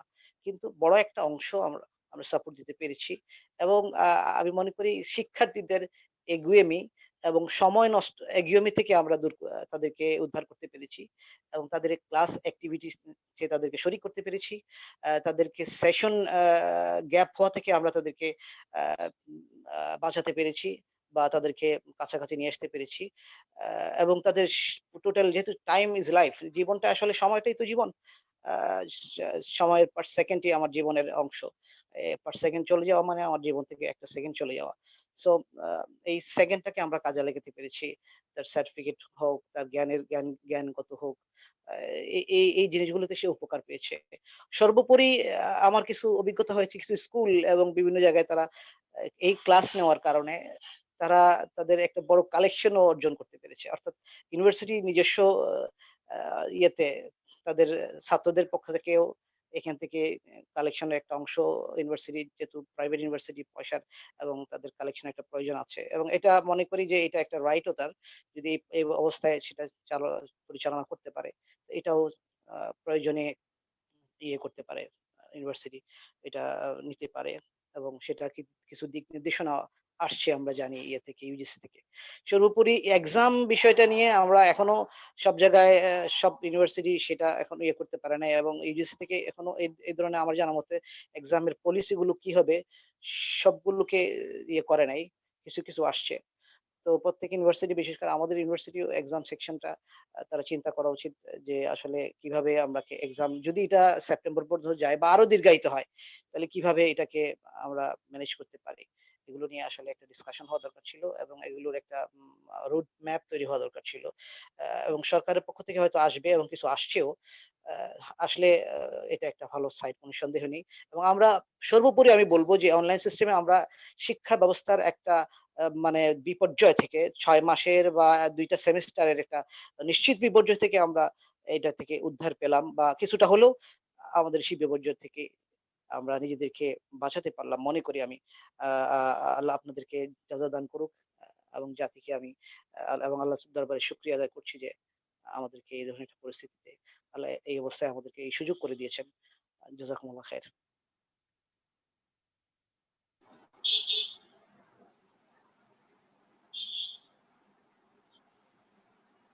জি, জুলফিকার স্যার। জুলফিকার স্যার কি আছেন? এখন আলী আসগর তালুকদার স্যার এখানে আসলে হোস্ট দেখা যাচ্ছে। জুলফিকার স্যার মনে হয় এ থেকে জুম থেকে বের হয়ে গেছেন। আলী আসগর তালুকদার স্যার কি আছেন? জি হ্যাঁ, স্যার মনে হয় একটু মডারেট করতে পারেন। জুলফিকার স্যারকে দেখা যাচ্ছে না ইয়েতে। সামহাও উনি ডিসকানেক্টেড হয়ে গেছেন আর কি। হতে পারে। এখন হোস্ট দেখা যাচ্ছে আপনাকে। আমাকে হোস্ট দেখাচ্ছে? জি হ্যালো, জি জি জি। আচ্ছা তাহলে তো আমরা মোটামুটি অনেকগুলি বিষয় আলোচনা করলাম এবং অনলাইন টিচিং এর ক্ষেত্রে যে যে চ্যালেঞ্জগুলি আমরা ফেস করছি সেগুলি কিভাবে অ্যাড্রেস করতে হয় সেগুলি সম্পর্কে আমরা একটু জানলাম। এখন আসলে এক্স্যাক্টলি এটার প্ল্যানিংটা তো ওনার কাছে, আমি এক্স্যাক্টলি জানি না কিভাবে। I have been the host. যাই হোক, আমি শরীফ ভাইকে বলবো আবার কিছু কনক্লুডিং রিমার্ক করার জন্য আর কি। ধন্যবাদ আমাদের আলী আসগর স্যারকে। আমাদের যিনি মূল হোস্ট জুলফিকার হাসান স্যার, উনি কোনো কারণে হয়তো ওনাকে একটু এক্সিট নিতে হয়েছে এই প্ল্যাটফর্ম থেকে। তো যাই হোক, আসলে আমরা আজকে সর্বোপরি যে বিষয়টা নিয়ে আলোচনা করেছি সেই বিষয়টা ছিল যে কিভাবে আমরা আমাদের বেসরকারি বিশ্ববিদ্যালয়গুলোকে এবং পরবর্তীতে আমাদের আলী আসগর স্যার যেটা অ্যাড করেছেন যে শুধুমাত্র বেসরকারি বিশ্ববিদ্যালয় নয়, সর্বোপরি উচ্চশিক্ষাকে ইনক্লুডিং যে পাবলিক ইউনিভার্সিটি এবং আমরা আমাদের স্কুল কলেজগুলোকেও কিন্তু এই জায়গা থেকে বাদ দিতে পারছি না। যেমন আমি নিজেও দেখেছি যে আমাদের বাচ্চাদের ক্লাসগুলো কিন্তু অনলাইনে শুরু হয়েছে, যদিও অনেক স্কুল সেইভাবে অতটা স্মার্ট তারা ওই প্ল্যাটফর্মগুলো ইউজ করছে না। অনেকেই খুব চিপ যেগুলো আছে লাইক ইমো এবং হোয়াটসঅ্যাপ এগুলো ইউজ করেও কিন্তু আমাদের ইভেন স্কুলগুলো চেষ্টা করছে কিভাবে এই জায়গাটা থেকে বের হয়ে আসা যায়। সবাই চেষ্টা করছে এবং এই যে এই বের হয়ে আসার বিষয়টা কিন্তু আসলে আমি মনে করি যে আমাদের অস্তিত্বের সাথে সংশ্লিষ্ট এবং ওতপ্রোতভাবে জড়িত। আমরা যদি এই জায়গাটাকে প্রপারলি অ্যাড্রেস করে আমাদের পজিটিভ মেন্টালিটিকে ঠিক করে নিয়ে এবং সর্বোপরি আমাদের যে প্রিপেয়ার্ডনেস দরকার সেই প্রিপেয়ার্ডনেস গুলোকে যদি আমরা ঠিক করে নিয়ে এই অনলাইন এডুকেশনটাকে নিশ্চিত করতে না পারি, তাহলে আমাদের এই ইনস্টিটিউশন গুলোকে কিন্তু তাদের যে স্ট্রাকচার অথবা তাদের যে এক্সিস্টেন্স এগুলোকে টিকিয়ে রাখা খুবই অসম্ভব হয়ে যাবে।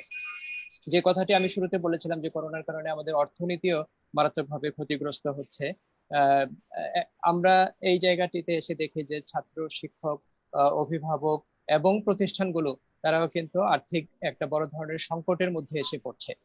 সো শুধুমাত্র শিক্ষাকে পুনরুদ্ধার নয়, শিক্ষা প্রতিষ্ঠানগুলোকেও তাদের যে বড় ধরনের একটি আর্থিক ক্ষতির জায়গা আছে সেই জায়গাটা থেকেও তাদেরকে টেনে তুলে নিয়ে আসতে হবে এবং এটি সকলের জন্যই এটি প্রয়োজন হবে। আমরা যদি এই শিক্ষা ব্যবস্থাকে সুসংহত করে, এই অনলাইন শিক্ষা ব্যবস্থাকে সুসংহত করে আমরা এটিকে কন্টিনিউ করে যেতে পারি, তাহলে যেটি হবে যে আমাদের ছাত্র, আমাদের অভিভাবক বৃন্দ যারা আছে তারা যদি আমাদের এই প্রসেসের সাথে অ্যাটাচড থাকেন, তাহলে তাদের যে টিউশন ফি গুলো রয়েছে, রিসেন্টলি আমরা একটা নিউজেও দেখেছি যে সম্ভবত শিক্ষা মন্ত্রণালয় থেকে একটা ঘোষণা আসছে যেটা হচ্ছে যে টিউশন ফি না দিয়ে থাকার সুযোগ নেই।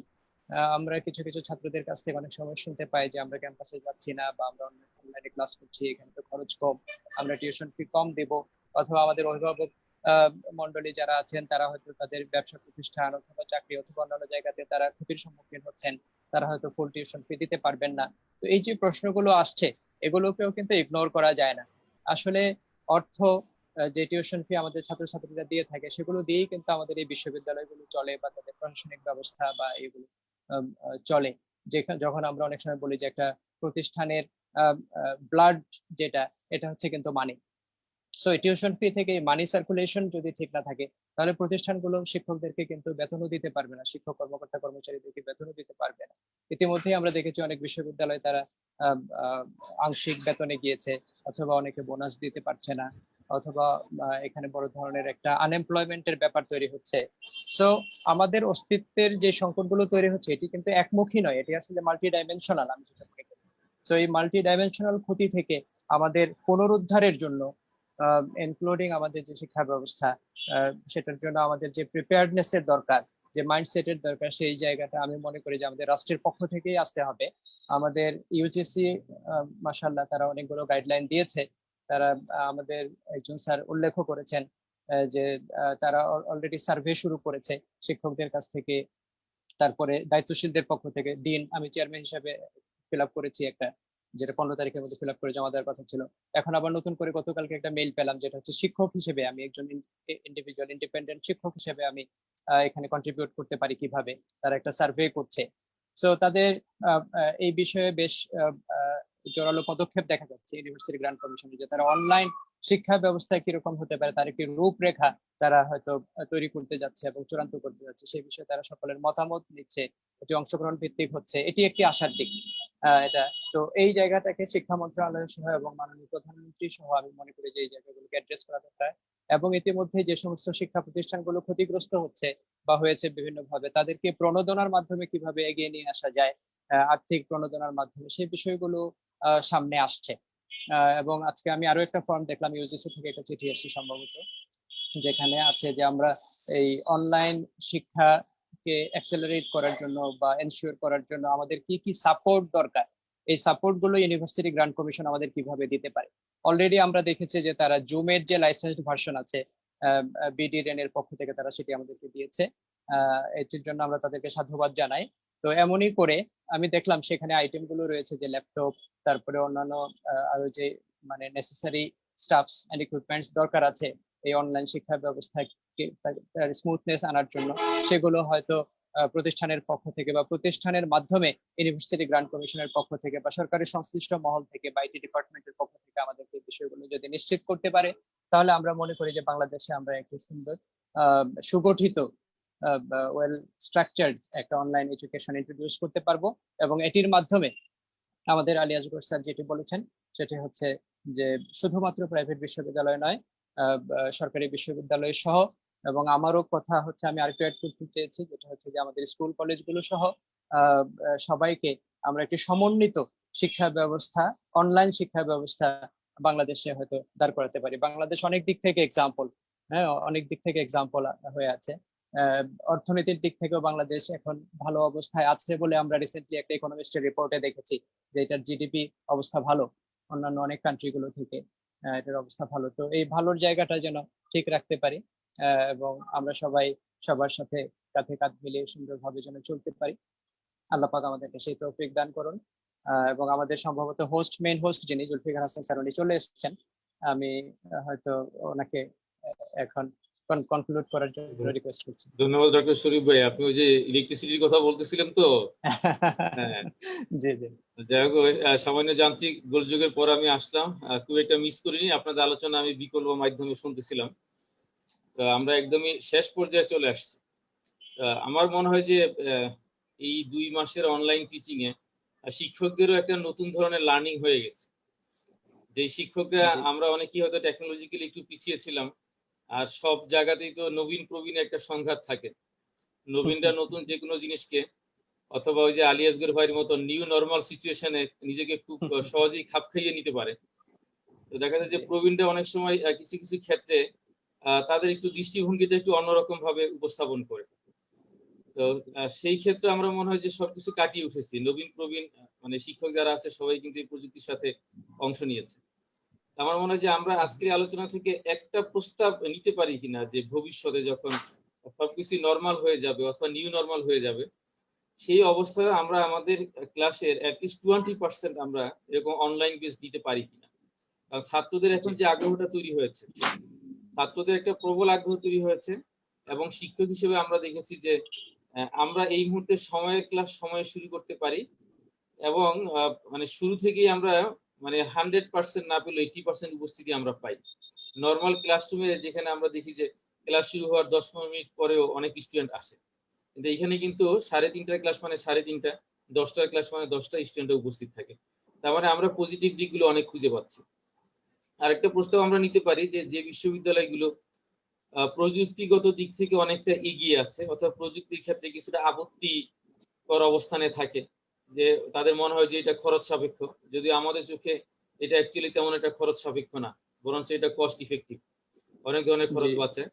আমরা প্রস্তাব রাখতে পারি যে ইউজিসির মাধ্যমে তাদেরকে টেকনোলজিক্যালি আরো কতটা সাউন্ড করা যায় সেই উদ্যোগ যেন ইউজিসি গ্রহণ করে। আর সরকারের কাছে আমরা প্রস্তাবনা রাখতে পারি যে বিশাল বাজেট দেওয়া হয়, এবারও বিশাল একটা প্রণোদনা দেওয়া হলো এই করোনার ক্ষেত্রে। অ্যাটলিস্ট বাংলাদেশে বেসরকারি বিশ্ববিদ্যালয়ের ছাত্র সংখ্যা তো খুব বেশি না, শিক্ষকের সংখ্যা আমরা অত বেশি না, কেমন বাংলাদেশের সরকারি বেসরকারি বিশ্ববিদ্যালয় মিলে সব মিলে 50,000-এর মতো শিক্ষক আছে, আর বেসরকারি বিশ্ববিদ্যালয়ের ছাত্র সংখ্যা এই মুহূর্তে বড় জোর হয়তো 2.5 লক্ষ স্টুডেন্ট আছে। তো সরকার ইচ্ছে করলে কিন্তু 1 মাসের ডাটা খরচটা ছাত্রদেরকে তারা দিতে পারতো, শিক্ষকদেরকে তারা দিতে পারতো, বিশেষ করে ছাত্রদেরকে। কারণ গ্রামের যে ছাত্ররা আছে অনেকের পক্ষে কিন্তু এই মুহূর্তে মানে একটা বিশাল অংশ, আমরা মধ্যবিত্ত বলি কিংবা নিম্ন মধ্যবিত্ত বলি, তারা আর্থিক সংকটে আছে। শিক্ষার প্রণোদনার ক্ষেত্রে কিন্তু সরকার তাদেরকে অ্যাটলিস্ট ডাটা খরচটা দিতে পারতো। আমরা অথবা সরকারের যদি কাছে আমরা একটু অ্যাড করি জুলফিকার ভাই, আমরা যদি একটু অ্যাড করি, যেমন মোবাইল কোম্পানিগুলোর মাধ্যমেও কিন্তু গভর্নমেন্ট চাইলে এটা প্রোভাইড করতে পারে, কারণ মোবাইল কোম্পানিগুলোকে আমরা কিন্তু দেখেছি যে তারা প্রচুর রেভিনিউ আর্ন করছে এখানে। তাদের যে ট্যাক্স দেওয়ার কথা আমরা দেখেছি, কোনো একটা কোম্পানির কাছে গভর্নমেন্ট নাকি 12,000 কোটি টাকার Right. ট্যাক্স পাওয়ার কথা। তো এই জায়গাগুলোতে এবং সেই সমস্ত কোম্পানিগুলোকে কিন্তু আমরা দেখেছি যে তারা রাত 12টা থেকে ভোর 6টা পর্যন্ত ফ্রি কল করে দিয়েছিল, মানে একজন আরেকজনের সাথে এমনিতে খোঁজ গল্প করার জন্য। তাহলে লেখাপড়ার জায়গাটাতে কেন নয়? আর তাদের তো সিএসআর আছে, কর্পোরেট সোশ্যাল রেসপন্সিবিলিটি বলে তো একটা জিনিস আছে, সেখান জি থেকে তো তারা একটু দায়িত্ববোধের মানে পরিচয় দিয়ে তারা এই কাজটা করতে পারত। আর বেসরকারি এক্স্যাক্টলি। বিশ্ববিদ্যালয় কর্তৃপক্ষের কাছে আমরা একটা প্রস্তাব রাখতে পারি যে শিক্ষকদের ট্রেনিং এর ব্যবস্থা তারা করতে পারে, শিক্ষকদের পাশে তারা দাঁড়াতে পারে। এই মুহূর্তে আমরা দেখতেছি জি যে শিক্ষকরাই কিন্তু বেসরকারি বিশ্ববিদ্যালয়গুলোকে এই মুহূর্তে সচল রেখেছে তাদের বাসায় বসে। বেসরকারি বিশ্ববিদ্যালয়ের ছাত্র শিক্ষক এবং অ্যাডমিনিস্ট্রেশনের সবাইকে কিন্তু এই মুহূর্তে ইনভলভ হওয়া লাগতেছে না, কিন্তু শতভাগ শিক্ষককে কিন্তু ইনভলভ হওয়া লাগতেছে। কাজে শিক্ষকদেরকেও জি। কিন্তু তারা যে বিশ্ববিদ্যালয়গুলো এগুলো মানে এই সাপোর্ট গুলো দেয়নি, যেমন অনেকের হয়তো জুলফিকার ল্যাপটপ স্যার, ছিল আমরা না, অনেক সময় দেখেছি যে আমরা ক্লাস থেকেও ইউনিভার্সিটি যে সময় দেওয়া লাগে তার থেকেও বেশি সময় দিতে হচ্ছে বাসায় বসে। অবশ্যই অবশ্যই কখনো কখনো অবশ্যই এটা হয়েছে আমাদের। কিছু কিছু ক্ষেত্রে বেশি সময় দিতে পারছে। আমার তো তো আমি আপনাদের সবাইকে এই ধরনের অনুষ্ঠানে অংশগ্রহণ করার জন্য আনুষ্ঠানিকভাবে ধন্যবাদ জানাচ্ছি। আপনাকে ইন্ডিপেন্ডেন্ট ধন্যবাদ। রিসার্চ ইনিশিয়েটিভ, এটা গত বছরই প্রতিষ্ঠিত একটি একদম স্বাধীন একটি গবেষণা সংস্থা। এখানে সারা বাংলাদেশের সকল গবেষক এখানে অংশ নিতে পারে। আমরা মাঝে মাঝে আমাদের নিজেদের জন্য প্রয়োজনীয়, জাতির জন্য প্রয়োজনীয় বিষয়গুলো নিয়ে আমরা আলোচনা করব। আমাদের এই আলোচনা থেকে হয়তো বের হয়ে আসতে পারে বেশ কিছু জিনিস, আমরা মাঝে মাঝে আলোচনা করব। তো আনুষ্ঠানিকভাবে আমরা আমাদের আজকের এই অনুষ্ঠান শেষ করছি, কিন্তু স্যার আমরা আমার যে একটা বিষয় অনুরোধ স্যার, এই হ্যাঁ আমি আলোচনার একটু যে লাইভ